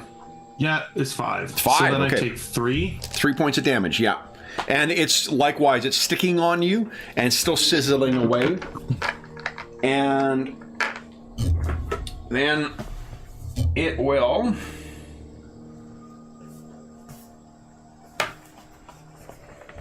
cry out something. And then, Weird Ben, you can see that the little light thing turns and kind of like sloshes forward as if whatever is underneath that thing surges into their zone. The zone behind you. And That's not good. that is all it's going to do for now. Hector, you're up next. What are you doing? Okie dokie.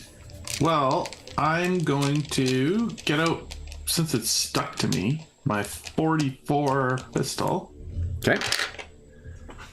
with my quick draw. If you're looking for your most damaging weapon, your gun is likely, your laser gun is likely the most. Yeah, but I was assuming that's like a laser, like a rifle, Yeah. isn't it? Yeah. Can I shoot something that's on me with a rifle? The thing isn't on you. It's the gob of electric goo that's I on you. misunderstood. I thought the actual creature was on me. No, he's one zone away from you still. Okay, I get it. Okay. Yeah, that's why I was getting my pistol. I thought the creature was No, I was on me. wondering, like, I'm like, did I record that incorrectly? Or No. Okay, so then you'll pull out his las gun. Okay. And I will shoot at him. Now, when you're shooting, you can choose to use extra shots to increase the damage. Your That rate of fire seems is smart. the rate. Okay, so I will do that. I want to make a range attack with a two-handed weapon. The fire rate of 2 or lower. +1 to the weapon's damage per rank. Okay.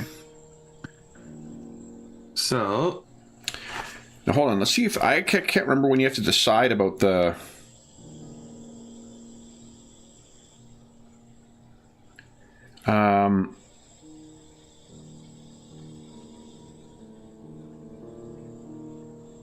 Do you know when the increasing damage needs to be decided, James? It's not clear. I think you need to do It was when you shoot, right? I think it's when you shoot. Okay. So, Okay. what's the fire rate of your... So the fire rate of the laser gun is 2. Okay, so you can fire up to 2 extras. You remember, each cell you've got has a number of those, like you can tap into that a number of times equal to your 10 plus your science skill. Right.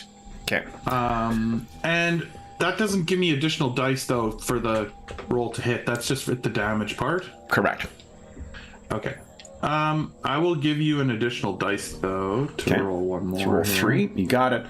The defense of this thing is a 2. Okay. Perfect. Okay. Go ahead and roll damage. Okay, so did you set the weapon already to include my perks? Yes, your perks, not the extra. When it prompts you, you're going to want to put 2 extra for the fire rate. Yeah, okay, perfect. So I just add the fire rate once. Look at that. 10 and piercing 2. Holy smokes. Okay. And nice. Piercing, That ignores 2 of your DR. Oh, and I have to roll the location of the shot? Or no? okay, for each effect rolled. 1, 2, 3. Wow, so ignore all the things. Yeah, if there is there a thing that says location on there? Maybe there's a button on the character sheet for hit location. Actually, it doesn't really matter for these things. These things have the same DR all over. All right, so your laser gun, that is 10 points of damage. Now, and there's no action points in the pool. You could give me up to... No, you can't with energy, with range weapons. No. Right. Okay, so here we go. That is, look at this. Some of the energy from the laser gun, I'm playing 40k again. So from your laser gun is dissipated across this thing's hide. It seems to be quite resistant to energy. You could give me 2 action points to take another action if you'd like, or you can be done. If I did that, I could try and scrape this crap off me, or what? Yeah, you could. I don't know if it's worth it. I'll wait and see how dangerous this stuff stuck to me is before I... When has that ever gone wrong? Yeah, exactly. I'm sure this mole isn't going to get any bigger. It'll be... No, it looks fine. It'll be fine. Yeah, it looks totally fine. All right, we're Ben. Well, I'll give you an action point. Well, I've got my super sledge ready, and I'm going. Now, he can't see me, right? They cannot. No, you'd have to move one zone to get into melee with them, but... So I will move I'll use my minor action to move, and then I'm going to smack him from the darkness. This is that concealed one, right? The one that's under the water? Okay. So let me do that. How much is there? I can't remember. Like they're not defending. Yeah, what it does is that the to hit goes down by 1. Got it. And if I hit them, I do 2 extra damage. Yeah. So it's a defense 1 right now. Defense 1. Yeah. You want to give me any action points? Yeah, I'll give you an action point to get a 3rd dice. Got it. And where's my weapon gun? No, I don't want to miss with this. Heck no. That's your first time out with a sledge coming out of while you're invisible. Boom! There you go. That is 1 action point you've generated. Now what I'm going to do is, because I do it from surprise, that gives me 2 extra dice. Yeah. And I'm going to use 1 action point to buy an extra dice, and I'm going to give you 2 action points to get another 2. So I'm going to be plus 5 dice. Yeah, so if you click on it, it'll ask you for the extra dice. Just put 3 extra. Oh, it'll be 5. 5 extra? 2 for surprise and 3 for that I bought. Oh, right. Yep. Okay, makes sense. Yeah. Come on, big money. Whoa! And it's vicious as well, so you can add for the extra, it's 1, 2, 3, 4 extra damage. That's 15 points of damage. All right, hold on. Let me bring this thing up. And it's going to suffer some crits as well. So why don't you tell us what it looks like as you suddenly come out of nowhere and just brain this thing. Yeah, it's just... You just see a shadow come out, and then there's a swoosh and a squelching sound. And this thing kind of rears up out of the... Right on its head. Okay, now let me see here. I actually don't remember how crits work with NPCs. Let's see here. Creatures... do you remember offhand? Is there anything special I need to know, or no, they just... I think normally you take the same... you would roll for a location, which is... I think, so they have the same problems. Yeah, okay, so go ahead and give us a D20 roll. Yeah, bear with me, sir. Okay, just get my GM screen out again. I love the picture on the GM screen. Looks really cool. Oh, no, that one. Cancel this one. Okay. That's a right arm. Drop any objects. Cannot perform any actions using that arm. So you just shatter this thing's right arm. You've moved. So you've used a minor to move, and you've used your major to attack. You want to give me some action points to go again, or are you satisfied with the damage you've wrought? Now, I guess my surprise won't work again, so no. I will... then it'll be difficulty 3. No, I won't. Okay. All right. Alonso. Things have gotten very weird. This one's attacking Hector, so I'm gonna fire my pistol at it. Okay. I can't see where I can roll it. If you click on the name on your main tab, scroll down. Yeah. There's like a purple section that has your weapon there. If you hover over to the name of the weapon. Okay, let's try that again. It should turn green. No, it's not doing nothing. Hold up. Let me make sure you're not in the edit mode. Might be. Let's see if there's a little cog that's open. Yeah, you're in edit mode. There you go. Boom, okay. Boom. You are good to go. Yep. Okay. Additional dice. No, that's getting quite high. No, I'm just gonna go with that. Okay. See how we do. Ooh, you want to lock either of those? No, I don't think so. I think he's found out that he's not as good as he thought with this gun. All right, Aggie, what are you doing? Yeah, I think I have built-in claws, and they have a target. Okay. I think I would buy another die because. So you're going to need to move zones first, because remember it's one zone away. Oh, so yeah. So then I would spend. This is a minor action only to move a zone. Yeah. Yeah. Yeah. Okay. So you move zones, so then you said you're spending an action point. Yes. Love it. Love it. So, and then let's see what's going on here. Okay. Difficulty is, or defense is 2. Come on, Aggie. So, this is another die. So, let's see. This was so clear. Yeah, you want so luck? I would. Yeah. You could spend up to, you would spend 2 luck to reroll both those? Yeah, I would try one. I mean, you can't be unlucky all the time. So let's roll just 1d20. Space.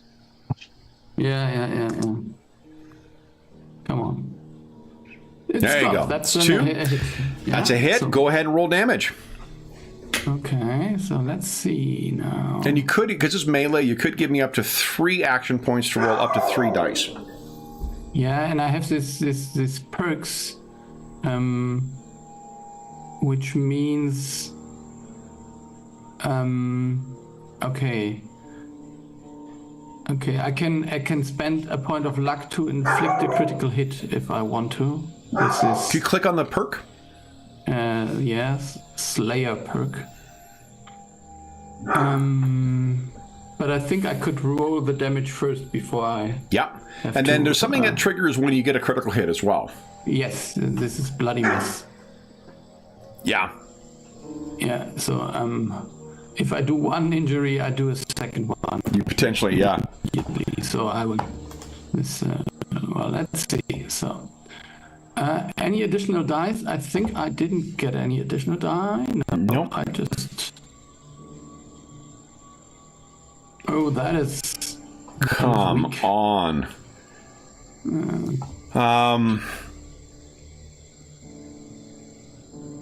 I mean, Do you want to inflict a critical hit? Roll d6 or d20. Let's see where you hit him. that's maybe a good thing. So there is no. I just rolled a d20, or. Yeah. There is, There might be on the sheet. I don't remember. Oh, you know what? Hold up, guys. I think. Here, guys. Boom. There is a macro in the bottom left now. Of the screen? Yeah, I think we need to show quick macro bar. There is. I see that there's a bar now, but there's no macro in there. Should be hit locations. It's Yeah, showing. maybe I have to. No. It's like I can. It's on mine now. I can see an empty bar now. Huh. Right now. Well, in any event, so right leg. There we go. I'll just do it. Yeah. Okay. Okay, so right leg is where this thing has been hit. You could spend a luck point to inflict that crit if you'd like. Yeah, I think, and then I will. So this is another luck point. So if I understand correctly, I will do one critical hit, and therefore an injury to that location. Yeah. And then I can roll another combat die and see whether I get another. To a random location, yeah? Yeah. So let's see. Okay, so first I'll inflict the damage on this thing.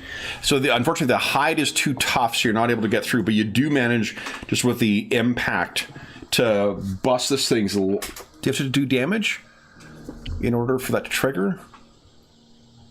Yeah. Shit. So you didn't... On the Yeah. effect only, so... Yeah, so unfortunately it didn't get through its armor. armor, so it didn't take any damage. Because when you inflict damage, you can do it. It didn't... Okay, so yeah. Yeah.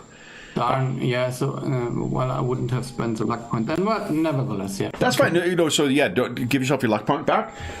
And then it is the critter's turn. All right.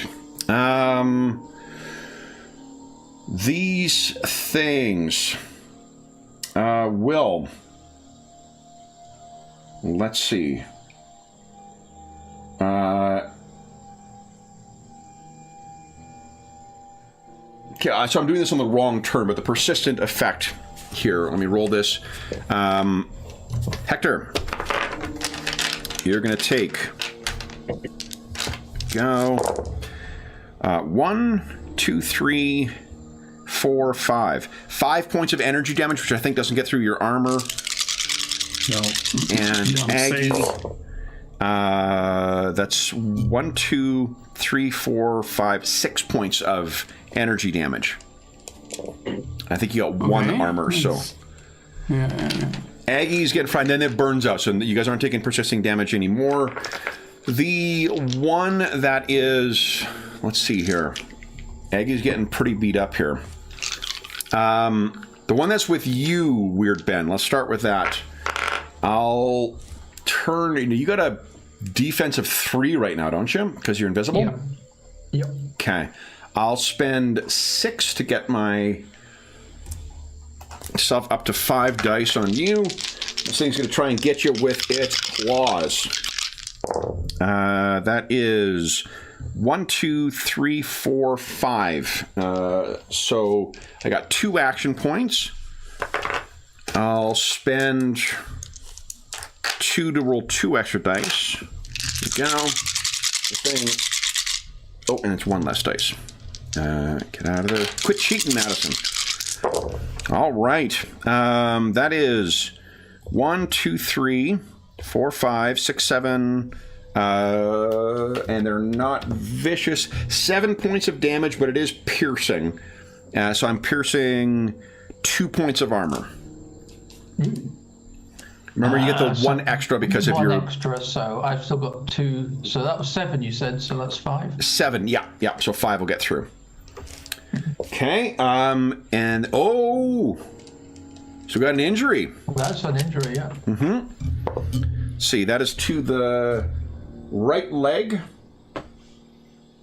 which means you immediately fall prone. You can no longer take the sprint action, and move action is now considered a major action for you. So this thing reaches up with its claw and knocks you out.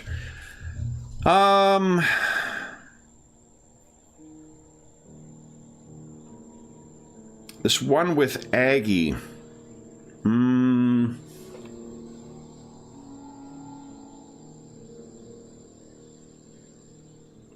It doesn't really like you, but it's more interested in the tasty things. So I'm first going to attack you. Your defense is a 1, right? So who is you? Me? Yeah, Aggie. Yeah. Okay, I'll spend 1 extra dice. See if we can get a hit on you. With this, 1, 2, 3 total. So that's, he lashes out at you with his claw. That is 2 action points, which I'm going to dump into the pool here, because I'm going to use those in a sec. Aggie, you were taken to a go. This is physical damage. 1, 2, 3, 4, 5, with piercing 1. So ignores 1 point of armor, 5 points of damage. Yeah, so it's 1 point of damage left. Okay. So scratches across you, and then I'm going to spend 2 points to take another major action. And Hector, we're going to try and hork on you once again. I'll spend 1 other to get 1 extra dice. Your defense is a 1 right now. That is correct. I got 2 successes, so I have 1 action point to play with. No, but it's the second attack. Oh, second attack, right. I have 0 action points. So that is only 7. Let's see. Hector, you take, 6 points of damage. It's energy. Okay, and to what location? It is to your...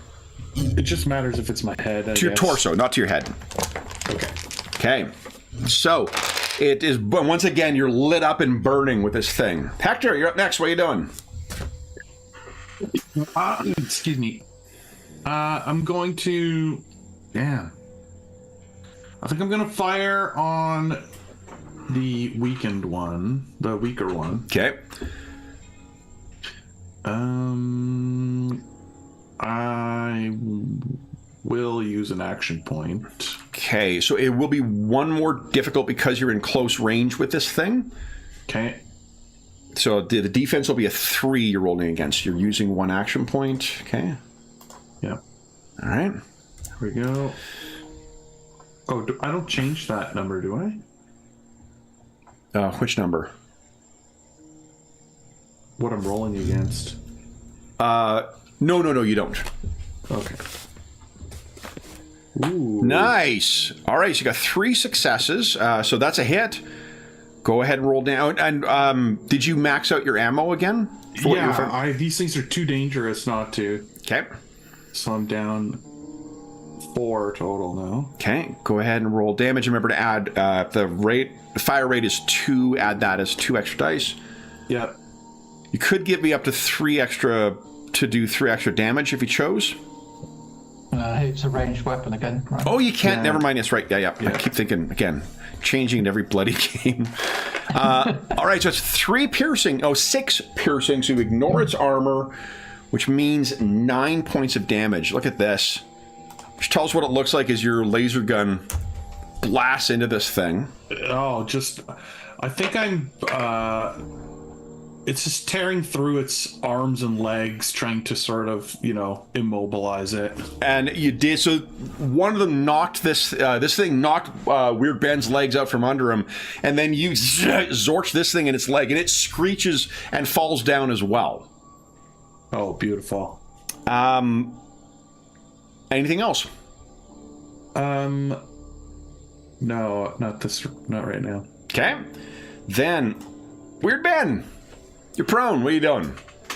I will sit up, Okay. get my super sledge and slam him Okay.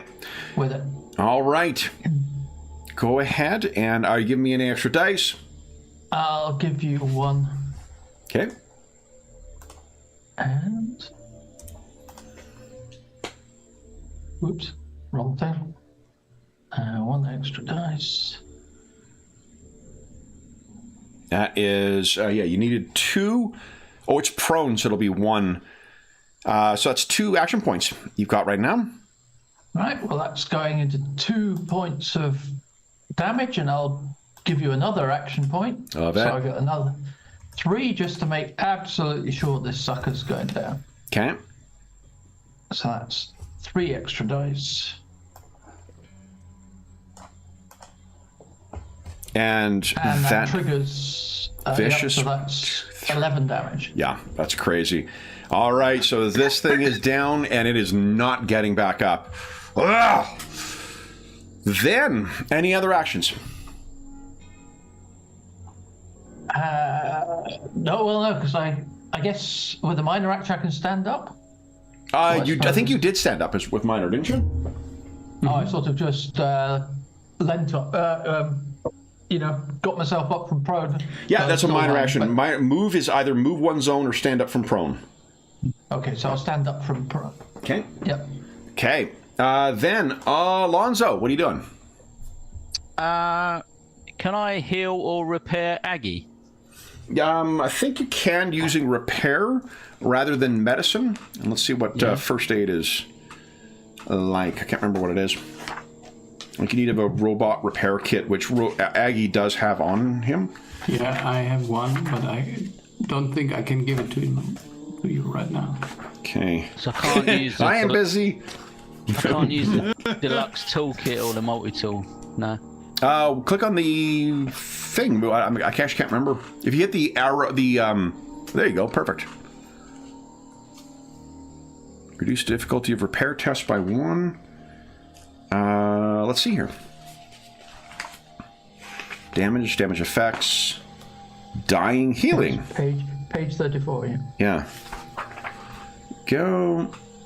Healing robots. It's an intelligence plus repair test with a difficulty of 2.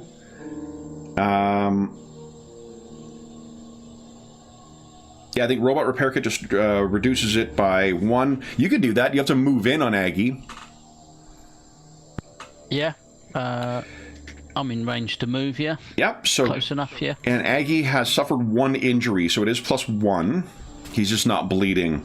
So difficulty is 2 with your toolkit. You want to give me any dice?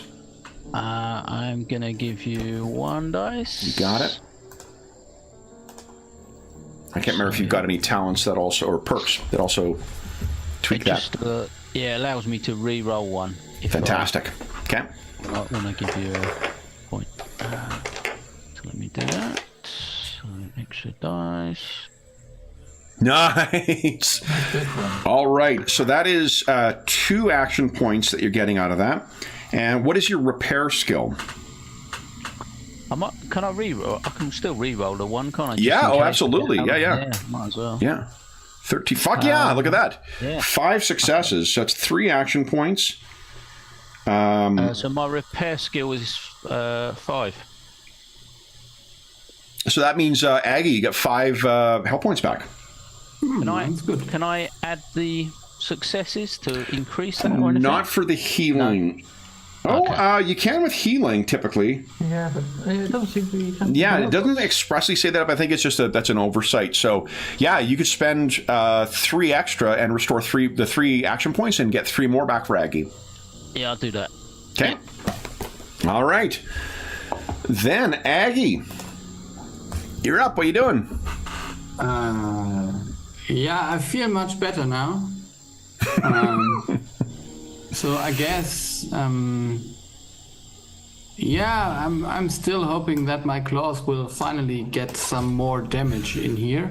Okay. I'm a little bit puzzled that it doesn't work or didn't work so great, but Okay. let's try it again. And I will use another action point, I suppose. Got it. To get another die, and then let's see. So die, you foul creature. Look at that. Great roll. All right, so that is 3 action points you got right now. You could dump all 3 into doing 3 extra damage, if you choose. Yeah, that might be a good thing. So when I do damage, I can do this crit stuff. So yeah, let's do this. Okay, so when you prompts you for damage, put 3 as your extra dice. Come on, Aggie. There you go. All right, now, that is 6 points of damage. Do your claws not have any traits on them? I may have forgotten to put it on there, but take a look here. Yeah, there are none. Like, that may be the case. Let me just double check and make sure I didn't overlook it. Yeah, no, they don't. Claws are only 3 physical damage, and they don't have any traits. Or qualities, rather. Okay, so then, so it's currently 6, which is going to do 2. Yeah. This thing. And then I spend one point of luck to inflict an injury. Right leg. You slash this thing, it falls prone. Yeah, and I roll my additional die to maybe do another one. Okay. Let's see. Come on. Nah. No. Okay. Can you spend luck to re-roll damage dice? Yeah, you do. Yeah, I could roll but 3 of them. Yeah, I mean, One, yeah. Yeah, you could do that. That would do.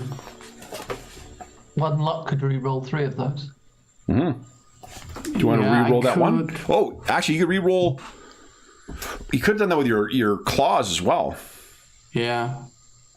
Maybe that's the better thing. So yeah, come on. I'm using another luck point to. So re-roll yeah, and also add 3. this on as whatever's rolled is extra damage.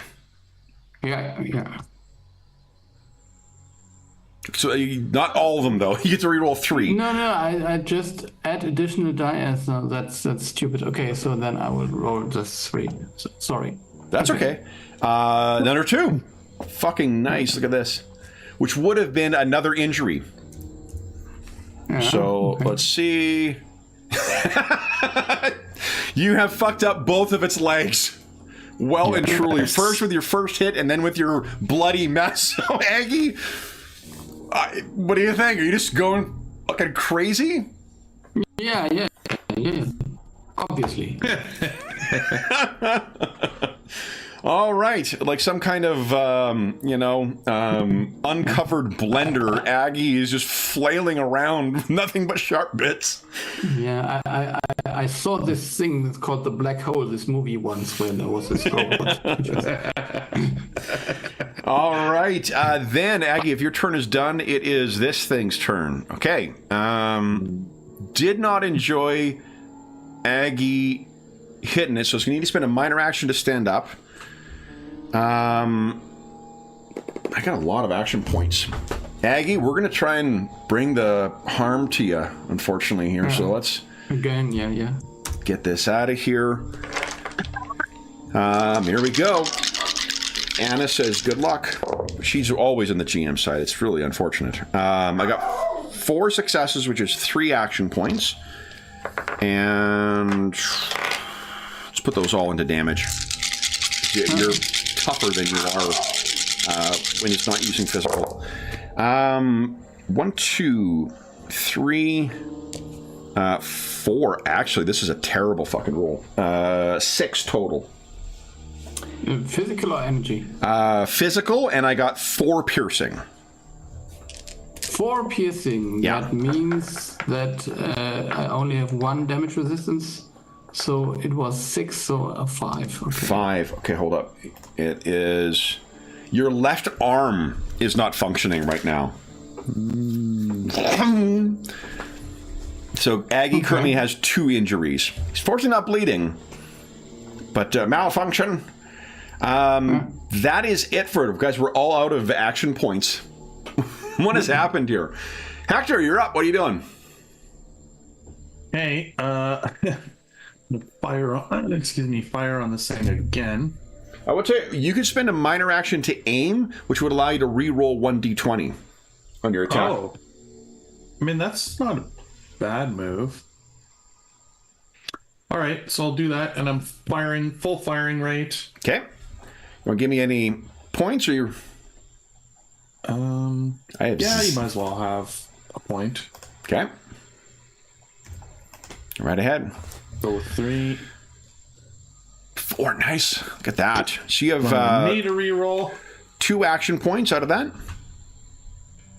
Can I use them for damage? No, you have to spend ammo. Not on the ranged weapons. Yeah. I spend ammo instead. I can put them in the pool for others to use, though. You absolutely can, or you can spend 2 to take a second action. Oh, and fire again. First, let's Then see. difficulty is 3. That's Yeah. kind of hard. That's the problem. Okay, but it's piercing 2, so you got 6 piercing. Now you could spend luck to re-roll some of that combat dice. Up to 3 luck. Sorry, up to 3 dice with 1 luck. Oh, and I do have 5. Yeah, I'll spend 1 luck to re-roll 3 of them. Okay, so just roll. So Anna if you says good click luck. the thing, it just asks you how many. Yeah. Yeah. Oh wait, is this right?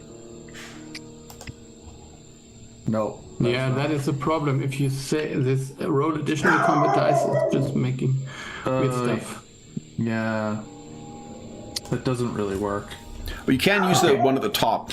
Yeah, here, I'll just do this. So Okay. I'll just put 3 here and click this guy. Wait. 3? Hello? Yeah. My number lock not working? I can't. Oh, wait. Is this the one you changed? 3. Does that work? Hello, roll. No. What? Oh. What happened? I got it. I got it. There we go. There we go. Now that is Good one. huge piercing on that. So that is a total of 7 damage. This. And that is another injury. The left leg once again. So it's prone once again. Yeah, And so I'll put the extra points in the pool. okay. There you go. So there's 2 action points in the pool. Then, so if you want to put those in, Jeff, you go ahead. Oh, yeah. Which one? We're yellow? You're yellow, yeah. I had to use 2 for mine because it was getting to double digits. Right. We're Ben. Now, is this thing a zone away from me? Yes. Okay, so I will limp my way towards it, but I'll try and sneak as well. That's okay. Okay. Hold on, your Pip-Boy would have exhausted It by will now. run out, yeah. Yeah, or Exactly. Self-Boy. Because I think because of your injury, it's a major action to move a zone, right? Exactly. So I'll just try and sneak as I creep up, as I go behind him. So that'll take up my turn. Oh, sure. Okay. Just to get behind him. Okay.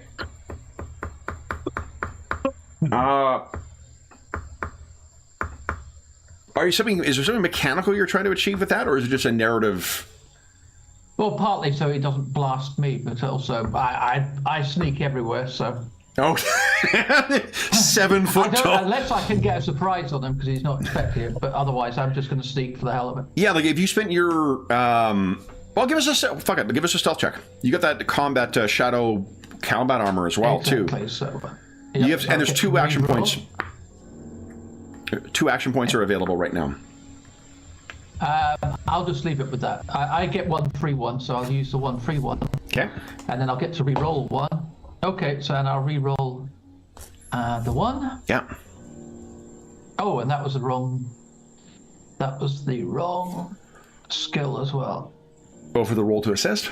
It should be. It should be agility instead of perception. If that's worse, hold on. What's your agility? My agility is better. By how much? Because if that would be a success, you can just keep that. Agility, so that's 7 plus 4 is 11. So it would have been a fail. Yeah, it would have been a fail. But let me just focus on myself. Roll agility. Sneak. Nice. Ooh, Hell yes. All right, so three successes. Fabulous. All right, so it's surprising that something so big as you can be so stealthy. Alonso. Can I try and repair again? Or is that only once per combat type situation? No, I think you could do it. Like, first aid might be limited, but... Nah.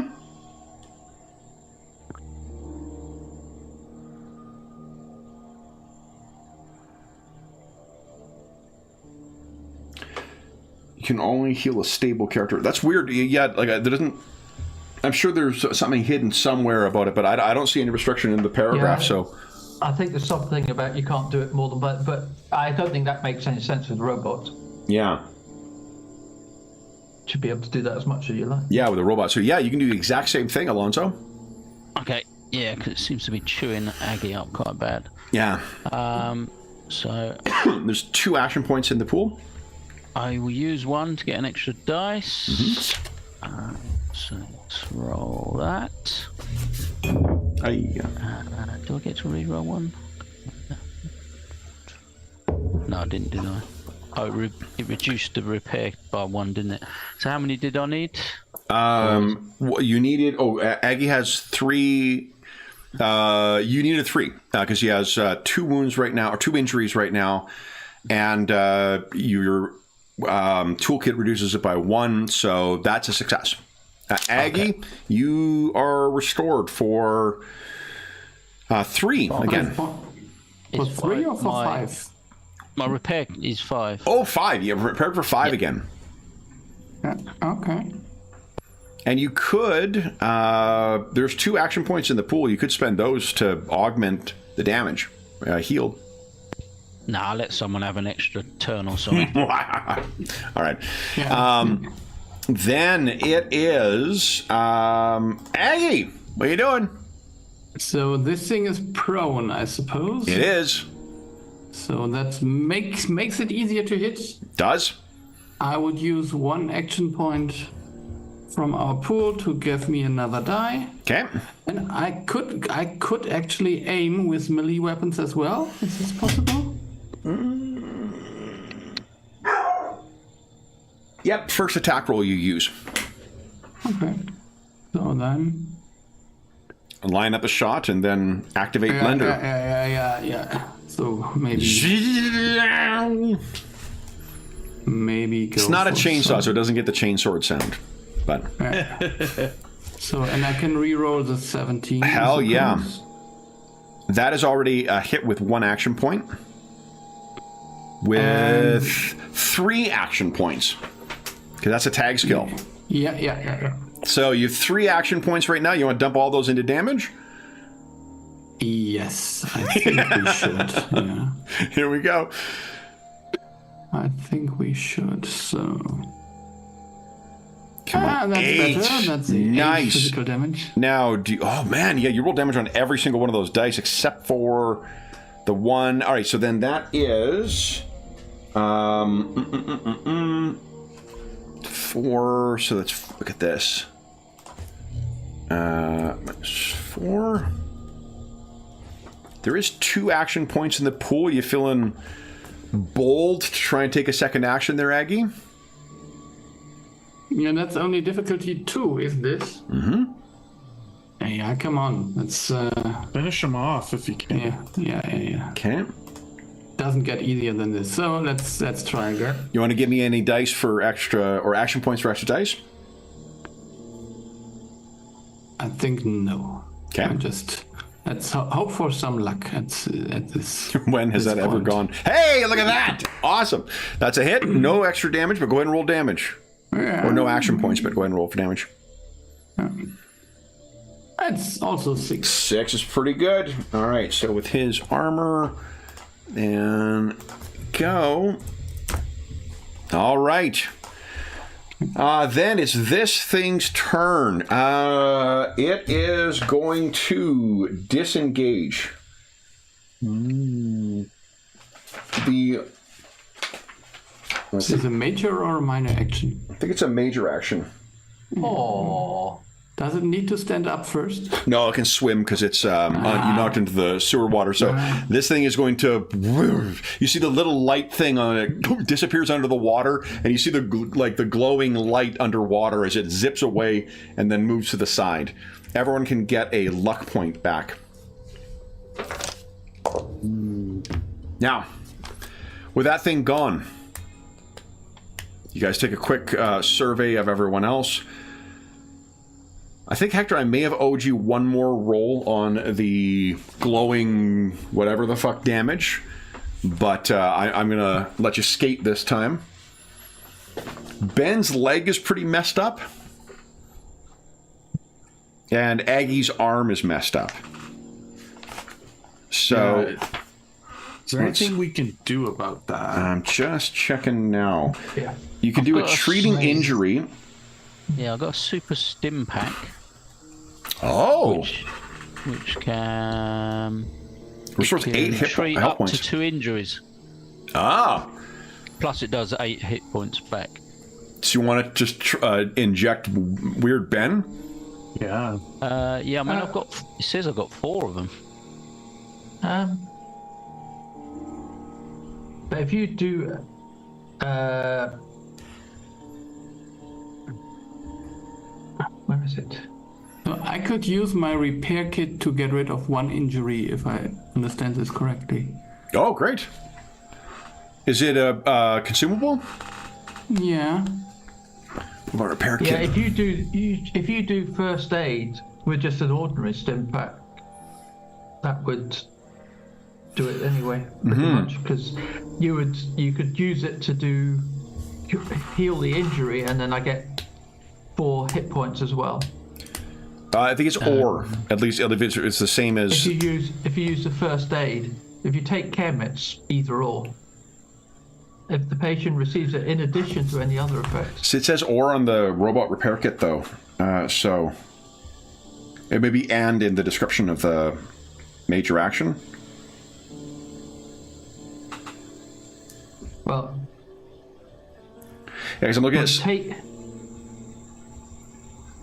So with take chem major action, you inject the stim pack, and your character immediately recovers 4 hit points or treats an injury. That's what if you're just taking it yourself.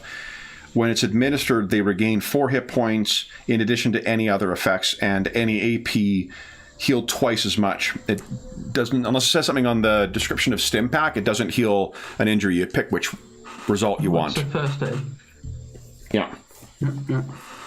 So I would just use my robot repair kit to get rid of 1 injury. Yeah, because if you do first, because I think it's saying that you do first aid, and then you can choose to. Well, he's also got a greater stim pack too, so that's why it gives 2 injuries back. So Aggie, yes, your arm is fine now. Mm-hmm. And then Alonzo, can you click on your stim pack? Super stim pack. Yeah, 8 or healing 2 injuries. Oh yeah, I think if he does the first aid, he can cure my injury. Exactly. And then the stim pack does another 4. But again, James, he's got a super stim pack, not a regular stim pack. We'll do that. Okay. Okay, so do you want to heal? You've only got the 1 injury, right, Ben? Yeah. So do you want to treat the injury with an intelligence and medicine test?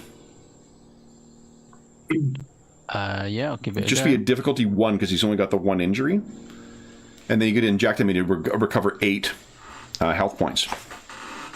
Okay, I should try that. I think you've got a doctor's kit as well. That might give you... a doctor's tool bag.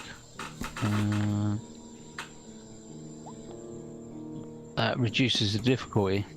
That's a 0 you're rolling against. Okay. It does say I can do up to 2 patients, so I can do Hector as well, I guess. Yeah. Hector, did you suffer any injuries? Yeah, I took some damage. Okay, so damage but not injuries. All right, so that's 1 action point then, which you don't need to spend. What if you just spend action points to heal when you're treating injuries?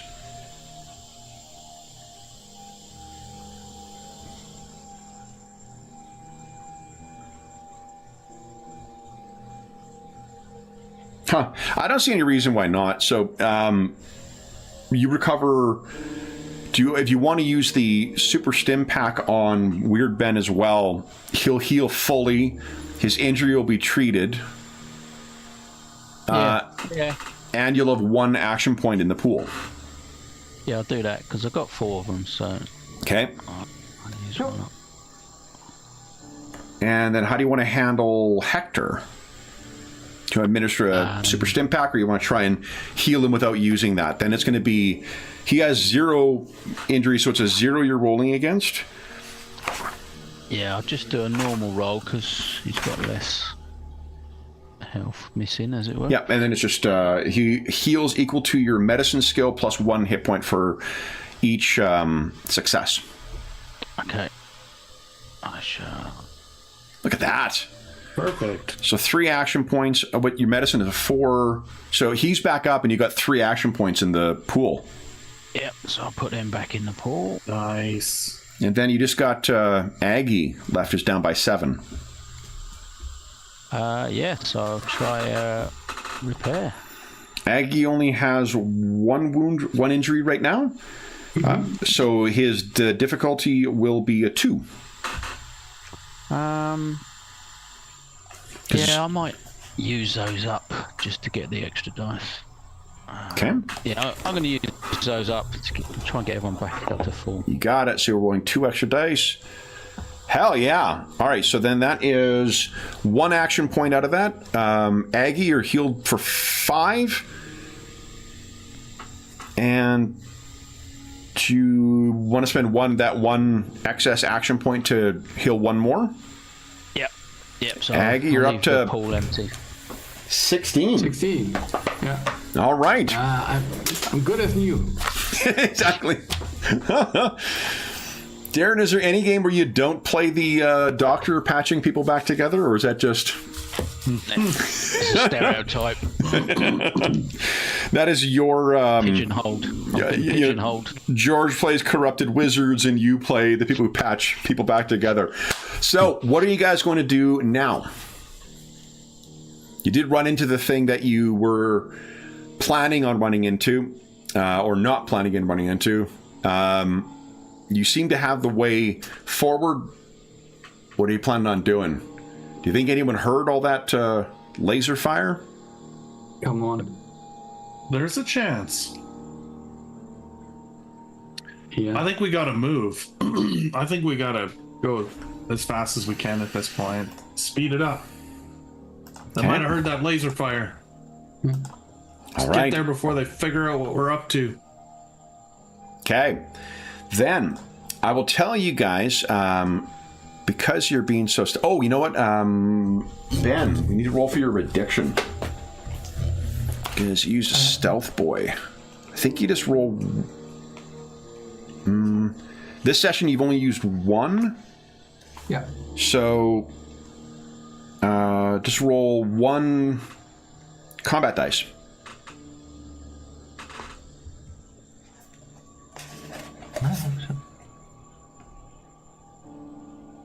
Oh! No. So you're addicted to stealth, boys. You increase the difficulty of perception and intelligence tests by 2 and charisma tests by 1 until you're cured. So, what do you think that manifests as? Are you just like not shutting up about stealth, boys, or what? No, I think I just become grumpy in the corner. It's All right. Talking about pigeonholed characters. Yeah. All right. So then, guys, you are able to make your way following Merle's directions to where you intended on going. And thanks to some careful work on your part, you're able to get there without alerting anybody. But it does appear that someone may have considered this as a vulnerable point. Because we have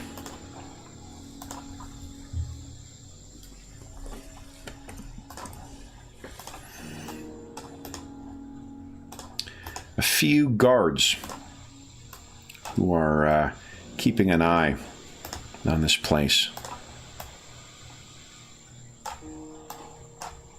There we go. I'm assuming that you are going in sneaky and stealthy. I guess Weird Ben wants to use his thing again. Yeah. So we can assume there's these guys are maybe from the absolute safe destination where you can observe this without being spotted. They are 2 zones away. If you move to 1 zone away, they will be sneaking. You have to make a stealth check against their awareness. What are you guys thinking? Hector? How much time do you guys think we need inside there once we get in? Lonzo needs to find the place. Figure an hour of work at least. Finding where this part goes, getting access to it, getting the part in, and then you guys should be fine. You also don't want to make it obvious where that part is, because you certainly don't want him pulling it out. I assume. Right, okay. Well, because I mean, I do have some grenades, but that is definitely going to alert them to our presence. I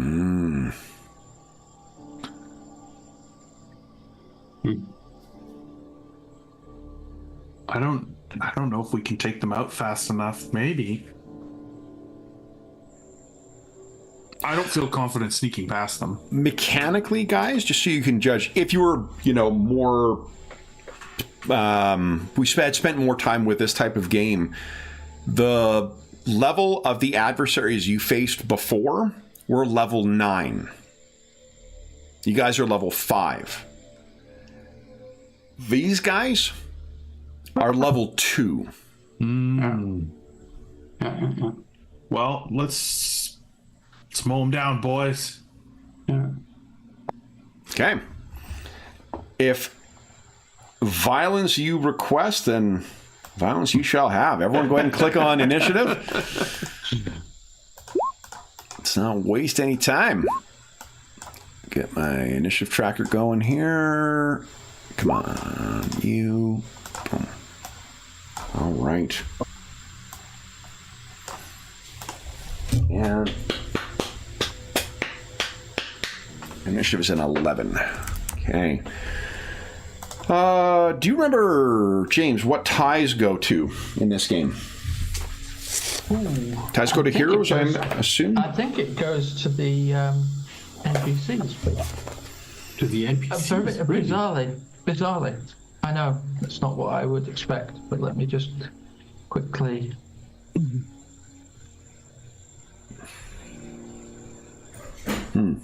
Initiative. If there's a tie, GM decides which character or creatures go first. Guys, this game's amazing. I'm going to let you guys go first because of the surprise circumstances that you're attacking. So remember, you are 2 zones away from them right now. Hector, you're up first. How do you see the range of your weapon? Do we need to get closer? Should be... To fire? Let's see here. So the way the ranges work in this is the range that's listed on there is your ideal range, and then each step away from that increases the difficulty by 1. So your laser gun, I think, is medium, which is 1 zone away, in which case you'd want to... Okay, so your laser gun has close quarters, which is, I think, like within the same zone, but you have a mod on it called long barrel, I think, that increases the range by 1. So you're at a medium range. Ideal zone for you is 1 away. You could fire these things from where you are. It just would increase the difficulty by 1.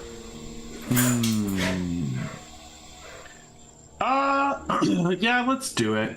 Okay, so you could aim then if you're not spending your minor action to move forward. Yeah, so I will aim.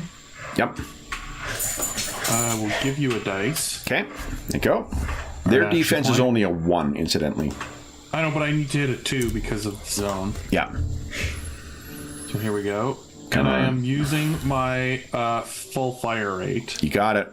So now I have 2 left in the magazine. Look at that. Beautiful. Wow. All right, so you got 2 action points right now. I will put that into the pool for everybody. Okay, and then go ahead and roll damage with +2 from the rate of fire. Okay, so 2 rate of fire. Come on, big money. You could spend 1 luck to re-roll those 3. I will do Okay. that. So I will re-roll those 3. Let's see what their armor is. Nice. Ooh. I will spend that luck. All right, so it's 8. Look at that. I will add our points. Look at this. Now your weapon doesn't have the pierce quality. Yeah, it's piercing 2. You didn't. Oh yeah, and you rolled 1 effect on there, so that's what I was checking for. What does it look like as you vaporize the first of these guys? I mean, it doesn't vaporize like fucking Star Trek. But... Yeah, like it's just probably just like a nice clear shot right through the chest or something. Ow! A laser hole in him. Okay, then Weird Ben, what are you doing? I will unlimber my junk jet. Okay. I'll give it 3 shots. Okay. What's the range on the junk jet? Medium. Medium. Okay, so that'll be 1. Are you aiming? Yep. So Okay. I'll aim and... There's 2 action points. Actually, I'll give you 1 then. If you don't mind, I'm going to try and empty the bucket and give you 1. Because I'm Got not it. a great shot. Okay. Go right ahead. Ooh, Nice, and you aimed, successes in so- aiming, so I re-roll 1 right. Yeah. So let me... Mechanically, I love that they give like different stats to different weapons. Oh, but... hang on, but what's with shooting? Oh, hell. If I can actually... Can I just change my... Well, I guess I fire it. I miss then. Which what? Well, no, you Because get of the perception, because of the addiction thing. No, but not every range. That's what I was saying. Not every weapon uses perception. That's what I love about this game. Big guns use endurance. Oh, Yeah. So who gives a shit? It's amazing. You see this bum, bum, bum, bum, bum, bum, bum. No, that's fucking cool. okay. So there's a hail of Yeah, you're things fine. there, and And I'll roll re-roll? my extra dice. Yeah. Yep. So There's Funko Pops that are going flying into this thing. Big guns and roll. And another success. Oh, nice. So that's 4 successes. That is 2 more than you need. 2 action points So right 2 now. back into the pool. Yeah, Okay. 2 back into the pool. And then roll damage with whatever extra Funko Pops you can put in there. Sorry. 2. And roll damage. And the junk jet is it vicious? No. Okay. No. Still, 8 damage. Pretty good. So that is 1 is just getting fucking battered down by this. Now, do you want to spend a luck and re-roll that one dice? You just need one more to take this guy down. No, okay, I'll do that. Okay. Come on. Where's my character sheet? Oh, here he is. Come on. Nice. There you go. So Knight Hector carefully lines up with his super high-tech and tricked-out laser gun, and Weird Ben throws a bunch of pre-war toys at this guy, and he gets battered down to death. Alonso, what are you doing? Well, everyone's hanging back, so I think he'll do the same. Okay. He's got a long-barreled pistol, but he still need 2, wouldn't he? Long barrel pistol would give you medium range, so yeah, you'd be firing against a difficulty of 2. Okay. So I shall give you 1. Okay. Oh, no, we got some to spend there, haven't we? If you give me 1, you could roll 4 dice for your attack. Or you could aim and just, Yeah, I'll aim. It'll give me 1, won't it? Nope. Aiming allows you to re-roll 1. Yeah, I'm just going to roll 3 dice and aim, so I'll get 1 re-roll. Yeah, I'll do that. So I'll take 1 off in a second. I got it for you. All right. I was in there anyway, expecting I was going to get more. Okay, and you get to re-roll that 13. That's a hit.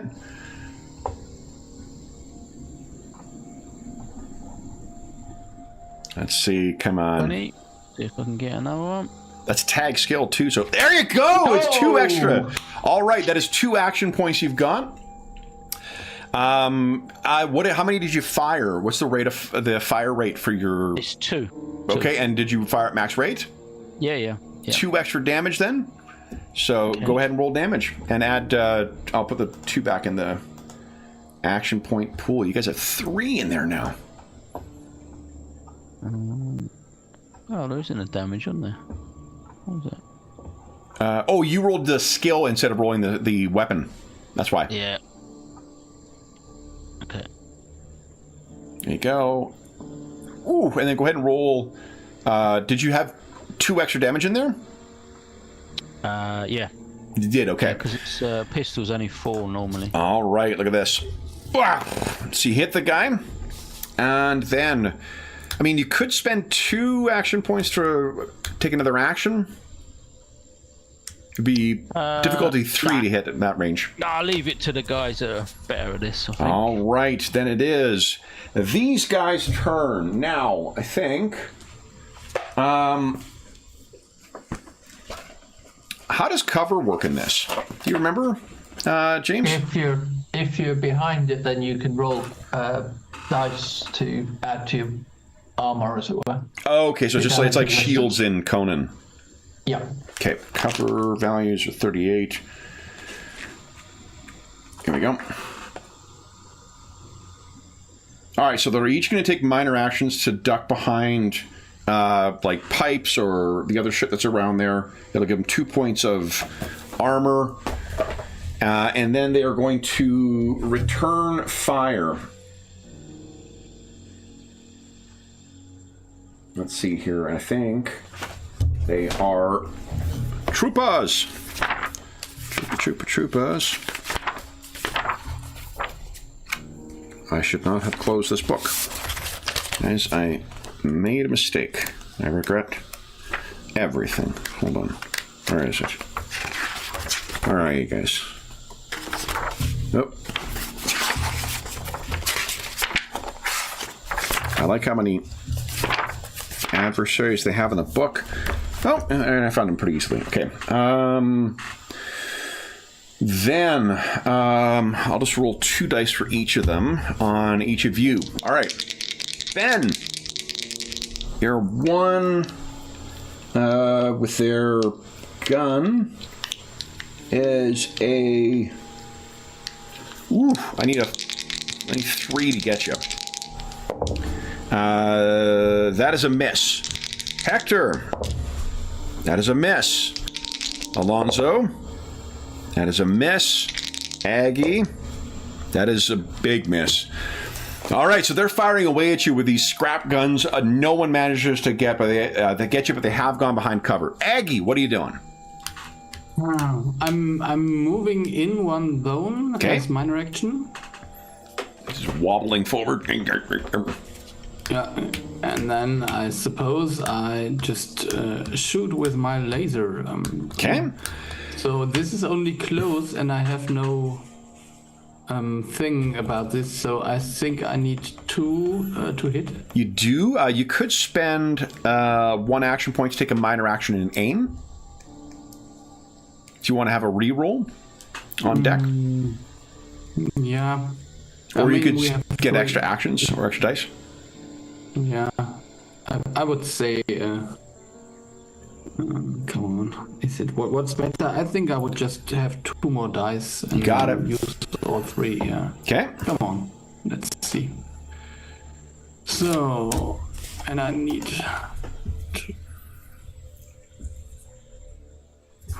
So that is 5 successes and a complication. Oh! And now I'm very, very sad that I did not aim, because this complication would be disastrous with an energy check. You could spend luck. You could spend luck to reroll it. I will do that. Okay. We don't want a D20. So. I'll put my preemptive action dice or action point back in the things. So that's much better. It's now Apparently, much the way better. the rules work in the game, guys, is if you roll a 20, you will immediately roll a 19 afterwards, because that's the third time that's happened. So, yeah, but that's a normally fucking I would great. take damage from the laser. It wouldn't hit, and that's okay. That's Better great. than 19. So that's 5 successes, which means you have 3 action points to play with. Yeah, okay. You know, put that back in to the pool, or you can't add it to damage anyway. Yeah. I can, but my fire rate, I can. Yeah, I'm assuming add you fired at some- your max rate again. Yes. Are you hitting the So- injured guy or one of the other ones? No, one of the other ones. You got it. Go ahead. I'll roll for their armor did fuck all, or their cover did fuck all. So go ahead. Woo! And piercing 1. Oh my god. One of the guys is absolutely zorched. Nice. There is 3 action points in the pool. You want to blow that, or? Yeah, I would just think Hector can use it. Okay. Suppose. Top of the round, Hector. What are you doing? I will fire at one of the uninjured ones. Okay. And so, if I use all 3 points, I add 3 to this shot? Add 2 dice. First one Oh, costs 3 1. gives you 2. Second costs Okay. 2. Yeah, okay. I'm gonna empty my clip at this guy. And are you aiming as well? Yeah. You got it. And it's the injured one? And fire it. No, I'm shooting at one of the non-injured ones. Uninjured ones. You got it. I'm kind of I feel like I'm the The heavy? damage dealer here, so 2 extra dice and re-rolling a miss. Oh. Nice. Okay, so you could re-roll one of those. 1 re-roll. You did get a hit, though. Is there a way to re-roll? Not from here, no. Oh, so just roll a d20. Yeah. That's something they should add. Yeah. Oh, same dang number.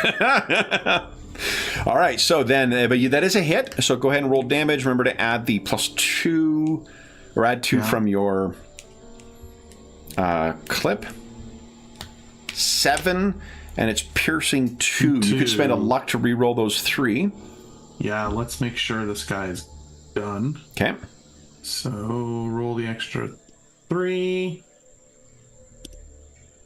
Oh, yeah. Yep. So another, I'll roll the cover armor. I had 1 point, but that's not going to be enough to, wow, especially the piercing. So I think what happens is this guy, like, he ducks up and shoots the scrap at you, gets behind, he turns to the other guy, he's like, we're going to drive them, and then there's this zorch of energy that goes right through the metal pipe and through him. You put the action points, I guess, back in the pool, right? Oh, I didn't do that. Okay, well, they're back in 3 because you were going to spend 3 and then they're back 3 in. So, Weird Ben, what are you doing? All right. Well, Weird Ben will draw pull out his super sledge. He'll use a major action to sprint up. Okay. And then he's going to be very smart and try and use 2 action points to take a second major action. Nice. All right. No harder than it would have been if you had fired from that range. So Yeah, exactly. I imagine it's the unarmored one or the uninjured one you're going after? I'll go after the uninjured one. Go right ahead. That will be a difficulty 2, right? Difficulty 2, correct. And I will take So one of the one action point left right now. Yep, and I'll do that. Oop. And I'm let's creating go. lightning bolts. Oh, yeah. So bad weather. 3 successes. Or Klaus Nomsky. Nomsky, is that his name? I don't know. Is David Bowie's friend, the guy who has lightning strikes, is a German performer. Yeah. The name sounds German, yeah. Yeah. Yeah, really. You want to luck that 19?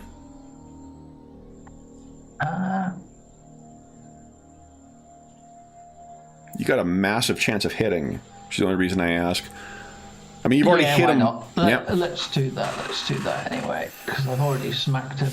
But let's see if we can generate another action point. Yeah, come on. Strength. Klaus Nomi, okay, not Nomsky. Yeah. Where is he? Melee weapons, that's it. Roll. Okay, there we go. That is 4 successes, which means you have 2 action points. So I'm just going to use it because me hit hard. So I'm going to add 2 damage to it. You got it. Go ahead.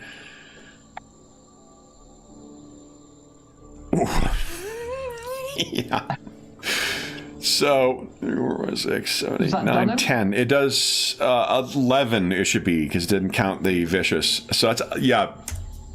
What's it look like, his Weird Ben? Runs up and then goes smack. And the guy sort of goes, squishes down. You can't hear it, but within the gas mask, this other guy is just starting to scream. He's just like, ah! Ah! Alonzo, what do you want to do? I'll just take an aim shot. I think of the last guy. So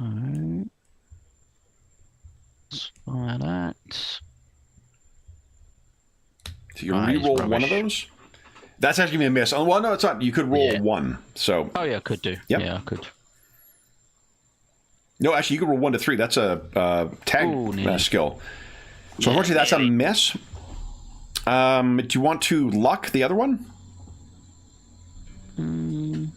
Yeah, might as well, and I. Heck yeah. Quite a few luck points. So you only need a hit, so. Yeah. I know. No. Fuck. Okay. Okay. No. Then it is their turn. He is going to, I think,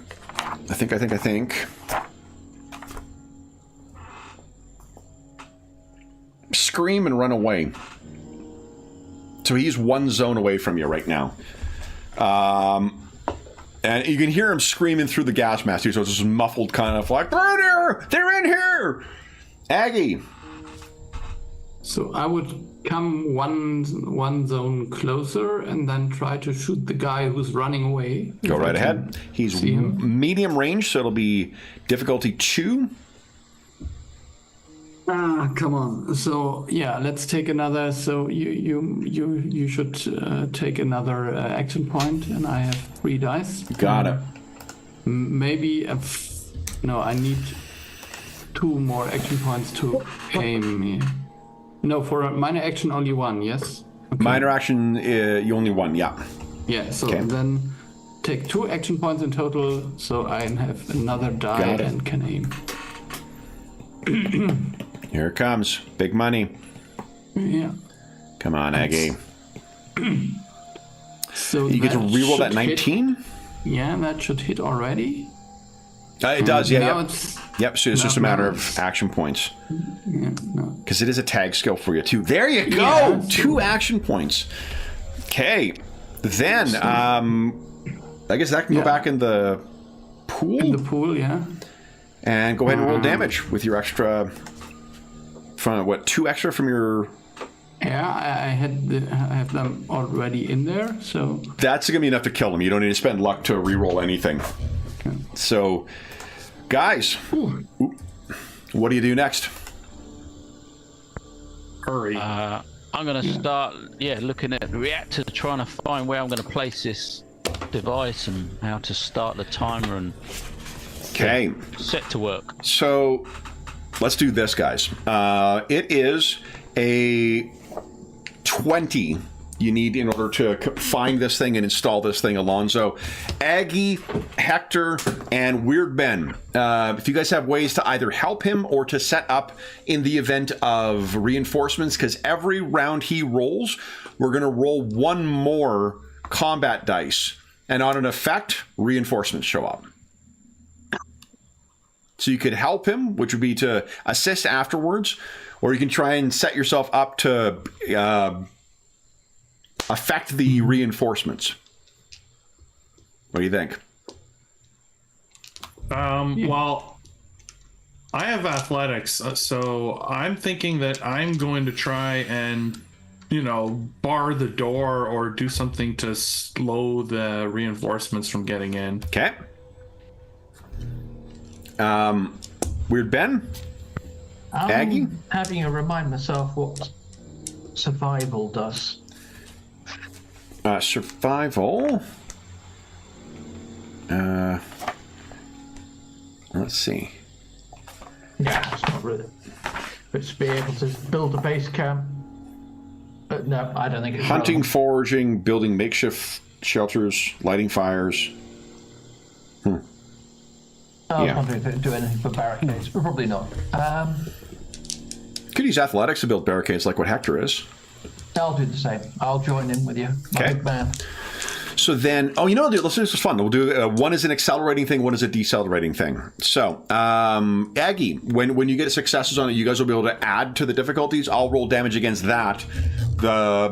If I beat you guys before Alonzo finishes his task, then there'll be reinforcements. Aggie, what are you doing? Are you helping Alonzo, or are you helping with the stalling reinforcements? Yeah, I could offer science, maybe. That should be helpful, I hope. You could which? Science. Oh, yes, absolutely. Yep. Yeah. Yep. To theoretical. I mean, what mechanic or other person working with tools doesn't appreciate someone over their shoulder giving suggestions, though? Yeah, that's I believe that is standard. A dad in the neighborhood is building a fence deployment. So, sounds good. All right, then. Let's start with Alonzo. Why don't you go ahead and give us your... Currently, there's 2 action points in the pool. So I'll definitely use 1, because that'll allow me to re-roll 1. I'll use my toolkit. Does that reduce the difficulty by 1? Toolkit will reduce the difficulty by 1, yeah. So what is the difficulty? 2 normally, and then it'll be down to 1 because of the toolkit. Yep. And it's repair intelligence, is it? Correct. I'm rolling against? Yeah. Okay. So I've got 3 currently. Yeah, I want to get on with this as quick as possible. So, I'm gonna use the 2 that are in the pool and give you 1. So I'll be rolling 3 dice. 4 dice in total. Right. And I'll get 1. And you can re-roll one of them because if you're daring, right? Yeah. Yeah, awesome. Fantastic. Get to re-roll that 8. I shall re-roll that one. That doesn't help, unfortunately. Okay, but that is 2 action points. You could spend up to 3 action points to roll extra effect. Right now you're rolling your repairs of 5. You're rolling 7 dice on damage. Do you want to add that action points in for... Extra 2, yeah? Yeah. Yep. You got it. Okay, so we're 9 damage. Go ahead. So 9 dice, yeah? Yeah, 9 damage dice. Okay. 8. So 12 more to go. You could spend luck to re-roll those 2 if you wanted. Yeah, I think I will. Okay. Just because we're... Nice! 11. And then Aggie gets to roll to assist as well.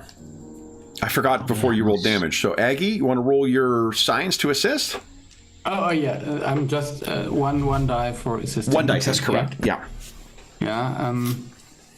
That is a little bit complicated because I can't roll one die with this sheet, I suppose. If you roll assist. Oh yeah, on his thing, I could. Yeah. I'm sorry. So roll to assist.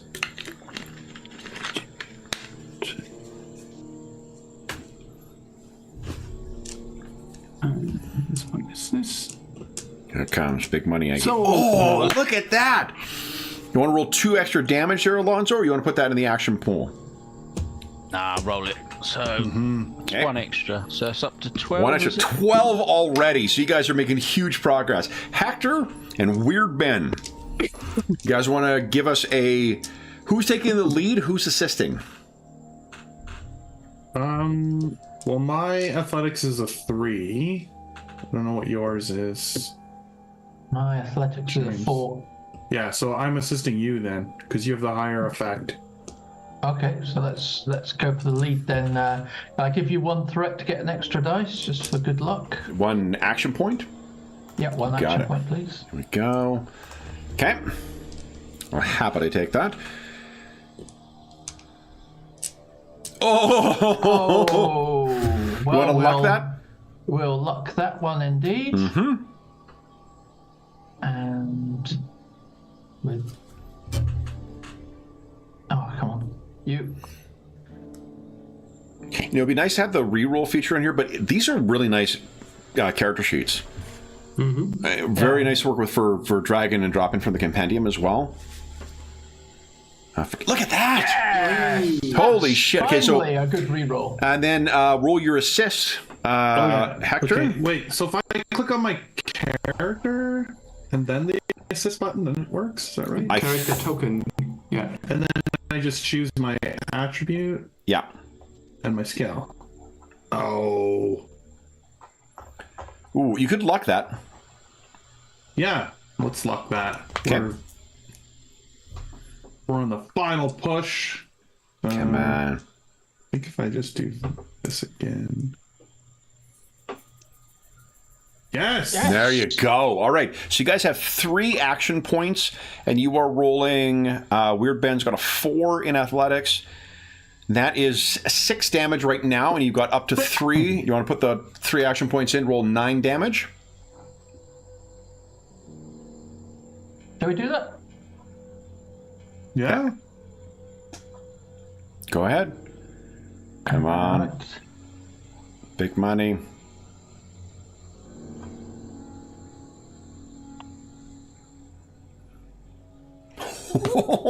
You want to lock those other 2? Yeah, I'll lock Okay. the 2. Oh, Nah. tragic. Okay.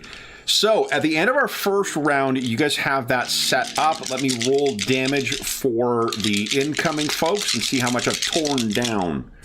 Here we go. Jeepers.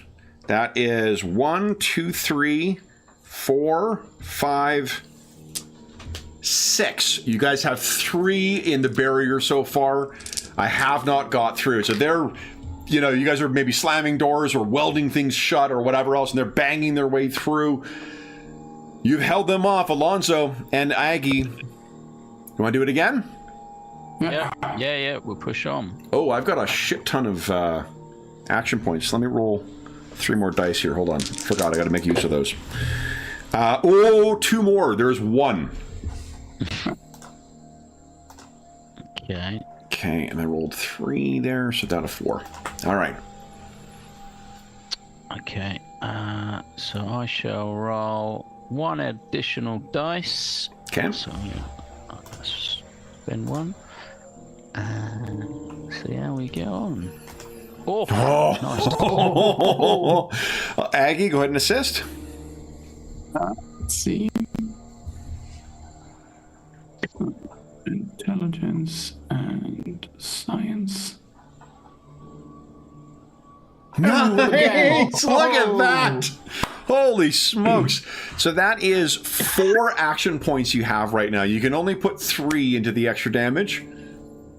Yeah. So I'll do the 3, and the 1 will be spare, I guess. So that'll be, I guess, 5 dice, plus 2 is 7, plus 3 is 10. You're rolling 10 damage. Oh, 10. Yeah. Maybe. There it is. Yeah. All right, you find the precise spot, you plug it in. Let's see if it's a fighting retreat, though. Ben and Hector.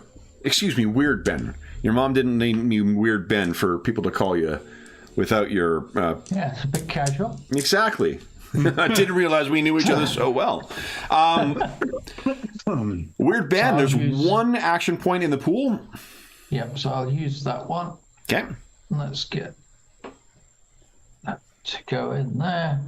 So let's do that with 1 extra dice.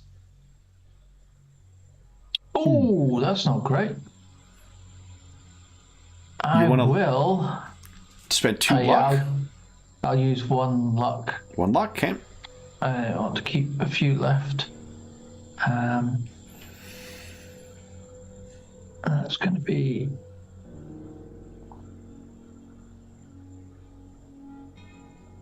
There you go. Yes, Look at that's that. more like it. Tag skill, baby. All right, so that is 3. Hector, go ahead and help. Okay, here we go. Assist. Athletics. Oh, whoops. I have to check my token first. So currently you've got 1 action point. You're rolling 6 dice. You want to luck that, Hector? Yeah, go down to 1 luck here. Okay. Again. There you go. There we go. 2 action points, currently 6 damage. What do you want to do with that? Let's do the extra damage. Hold them off. So that's 8 damage in. So 8 damage you want dice. to roll it, Night Actor? Jeff, you want to roll your 8 damage? Oh, Yeah. See if you're... sure.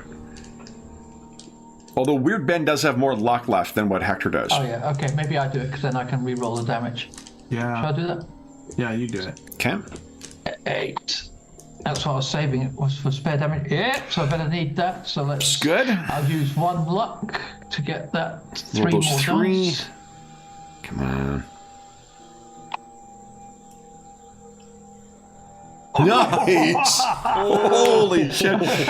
So that's a total of 11 I'm having to roll against. And I'll get some extra dice. 11 up the flanks. 3. Let's see, guys. Okay, I'll roll these here.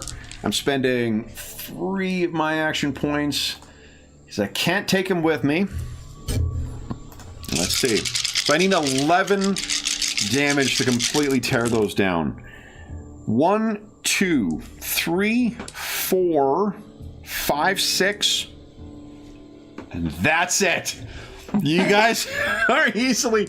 Why don't you tell us what it looks like as you complete your sabotage, and Alonzo and Aggie let the rest know that you're ready to go.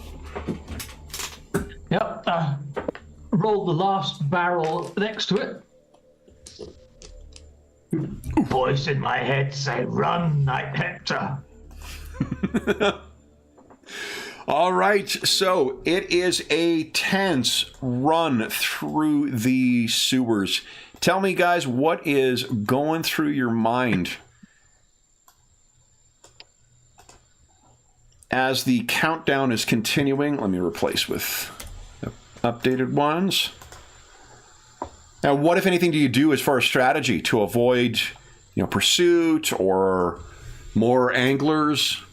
Anything else worse down here? We'd better not do strategy. Yeah, Run. I think it's way past the strategy time now. Okay, so then here's what happens. Let me check for one thing here. I think Alonzo will be counting out loud The whole time. I love the it. whole time. Yeah. So it's like when he gets to a certain number, there's going to be a massive explosion. Yeah. So it's just. So that's awesome. So you are at the point. Let's see here. here we go.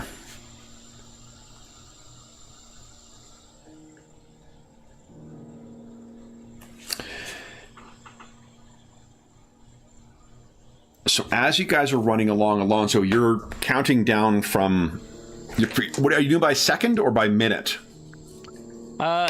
He's gonna count up so they don't know how long they got left, because he thinks that's less worrying. So he's going 1, 2, 3 as they're running along. So as you are going, guys, it is when Alonso is... You are getting very close to the exit point. You should have plenty of time. Like he said, you know, there's a warning. Well beforehand, there is suddenly a rocking of seemingly the entire fucking room. I'd like you all to give us a agility and athletics, or perception and survival. Your choice, dealer's choice. So perception and survival, or agility and athletics. Agility and athletics for me. Okay. Difficulty is a 3 on this, incidentally. Well, you're going to get a lot of action points, huh? Bring them on. Just one. How many action points am I getting from you? Oof. Everyone just put in chat, because you're all rolling. Everyone put in chat how much you're spending, or how much I'm getting for AP, and then just I'll go ahead and make your roll.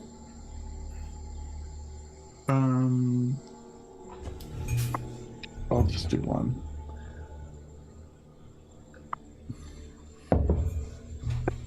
So I'm still. When you click on it, you can change the skill. You can, yeah. Yeah. Okay. So it's either athletics and agility, or something and perception. Perception and survival. Perception and survival. Okay. Yes. What? How do I change it to agility? Okay. So. Think it. If you click on the special, and you should be able to select it. Oh, there we go. Okay. That's how you do it. Okay, now I got it. Ooh, and that's why we have 1 luck point left. Yeah. I would also use a luck point to reroll. Did you say it was 2 or 3 we needed? 3. Okay. Yep. Last luck 3. point. Okay. So Weird then, Ben's good yeah. with a complication. I don't like a complication for the nuke going off. Yeah. Okay. So I've spent 2 luck to reroll both. Yeah, I'm gonna roll 2 luck as well. Okay. Oh, no. Okay. Oh, that didn't work, and the other one.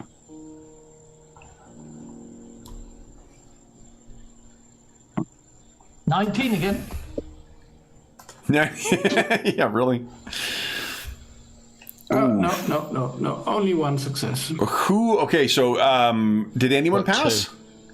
I did. You did. Yeah, with the things. Did everyone else failed? I failed, yes. Yeah. That's Okay. right. So then, let me see here. I think I can roll damage dice from this. Oh yeah, here we go. So this is, it'll be fun to roll it in chat. Here we go. Oh, I had a pop-up that just went. There it is. Come here. Combat dice. So this is Hector. 8 physical damage. Your armor will apply. Okay. Okay. It doesn't matter which one? No, not really. It won't be to an unarmored location. Yeah, torso maybe use. For Alonso, 10 damage. Best armor location. Okay. And for Aggie, 8 damage. Best armored location. Physical. Mm-hmm. So I think, Alonso, you might have actually suffered an injury. Oh, yeah. 7 I took. You took 7, okay. Yep. Left arm. You guys, so your left arm is fucked up. what you guys notice is, so obviously this reactor went off earlier than what you expected. And as the dust is settling and whatnot, you find Aggie gets up. And Aggie, your subroutine that you wanted to warn the people against, that Merle installed when he brushed up against you, activates. And R2-D2 style, there's a little hologram that comes out. And what you can see in the dust of what has collapsed is Hollow Merle. What Hollow Merle says to you is, well, hi there, Hector. At least I hope you survived, Hector. If you get this message, then, well, Saint Albans didn't work out the way that Uther planned. But then again, Uther really wasn't going to work out the way things were planned. But don't worry. Your nephew's in good hands. You'll find some presents at the entrance to where you're going. Take those, and if you want to see me or your nephew again, you'll find us at the Sunset Hills. We need a clean slate. I'm sure you can see that Uther just wasn't going to work out. Maybe under better guidance, there's better luck for his son. Good luck, Hector. I hope to see you at the Sunset Hills. Goes off. What do you guys do? Aggie, you have full control over again. I think this is when all those warnings you were trying to say before all suddenly come out now that that subroutine is gone. He's put something in me. You've got to get it out of me. It's gonna... I never trusted that bastard. I told you, fake man bad. But at least he didn't put a kill routine in it, so... Well... So if that reactor went off, you know the outside must be just rife with radiation and likely poison. Right. Which will not bother Aggie or Weird Ben. Do you want to carry on to the exit and see what present he's talking about? Yes, I believe so. Radiation shoots, maybe. And perhaps, to the surprise of none, what you find waiting for you there? 2 suits of Paladin's power armor. Oh. Which will fully protect you and Alonzo from the radiation outside. That is surprising. What happens next, guys? Well, we put the armor on. Okay. And I guess we're finding the Sunset Hills? Is that what he said? Not for nothing, the Sunset Hills is another part of Missouri. It's really not that far away. Let us guess, the king is dead, long live the new king. The boy king. Yeah, the boy king. Then, how would you guys like to end our session?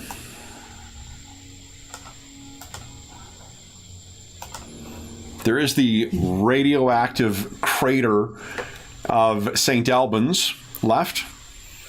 No one on either side, Lord Octagon or among any of Uther's court, have survived. Indeed, all of Logris, all the nobles, seem dead. Except for you, Hector.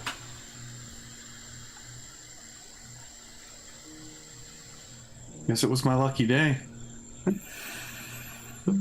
Maybe the king doesn't need a new right-hand man, I suppose. Well, he is blood.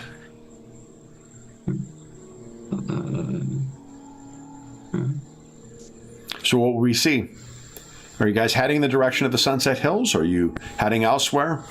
I mean, Hector would. But... Surely Alonso? you need to revenge death for Exactly. your brother. Yeah. Let's put these power suits to good use. Let's hunt down this man. Or thing. I believe Then- I've got a nephew who needs That's rescuing. right, old. It's a big mess your family makes, right, Hector? I Then, think we go end that fake man. Yeah. We should do that. and then, with our 4 heroes moving through the radioactive char and fallout. I know, it was a bad joke, Anna. That is the Saint Albans. We bring this charity session to a close, guys. So, first up, a huge thank you to our players for today for playing our AirSats, I guess, Arthurian Knights. So the chapter that we replayed, some may know this already, is the Feast of Saint Albans, also known as the Tragedy of Saint Albans. So if you are aware of the Great Pendragon Campaign, you'll know sort of what's happened and what has been set up here. As is always the case, for those listening at home, thank you so much for joining us. And if you have any comments, questions, or concerns regarding the session, the game, or the Great Pendragon Campaign in general, please don't hesitate to leave a comment in the comment section of the video, and I'll endeavor to reply in a timely fashion. There's also a link down below to the Dungeon Musings Discord server, where we have the Charity Initiatives channel, and tomorrow we will be setting up the next of our voting for the charity mashups. The game, or the adventure, the classic adventure we'll be playing, it's out of easy access right now, will be Rise of the Rune Lords, the classic Pathfinder First Edition adventure. There's also a link down below to the Dungeon Musings Discord. Oh, I've already done that. Once again, this is at the end of a 3-session marathon, so my brain is absolutely spent. There is, in addition to the Charity Initiatives channel, channels dedicated to most of the campaigns we run on the channel, most of the games we run, as well as a ton of other things. Finding a group, GM discussion, virtual tabletop chat. There's great, helpful, and knowledgeable and friendly people over on the channel. You are more than welcome to join us over there. There's also a link down below to our friends at Noble Knight Games. They are the preeminent unionized retailer of hard-to-find and out-of-print RPGs in North America. Not only do they have new role-playing games, board games, and card games, they have a terrific selection, unmatched selection of hard-to-find and out-of-print RPGs. They have something in stock in their extensive catalog that's not, listed in their extensive catalog that is not in stock. You can put it on a want list, and they'll send you an email when it comes in. And while the current discount code is expired, we will have a new one shortly. You'll be able to enter that when we have it and save yourself 10% on your purchase. There's also a link down below to something called Heroes Save Villages, which is the charity initiative that made this session possible. Any donations that go through that link go directly to SOS Children's Villages International. None of it goes to the channel or any other middleman, just goes to help out those kids who benefit from them. And if you want to vote on the next 2 of our mashup sessions, $25 or more donated is all you need in order to vote on the next charity session. Hello, Anna. I know. Anna's very excited for the next one. She's a big Pathfinder First Edition fan. That, and then the one over in December as well. And again, all donations go directly to them. None of it goes to the channel or any other middleman. Last thing I will say once again is a huge thank you to our Fallout heroes. So James, Jeffrey, Darren, and Ingolf, thank you so much for joining me back at the table to play some more Fallout. I really enjoy this game. It's got, there's a lot of things to be taught, kind of keeping track of, but I have a lot of fun with this one. And the combat moves are a little faster than I remember.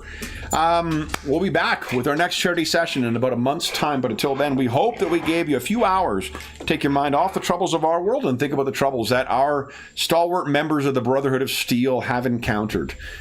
And until we see you again, stay safe, stay healthy, and happy gaming.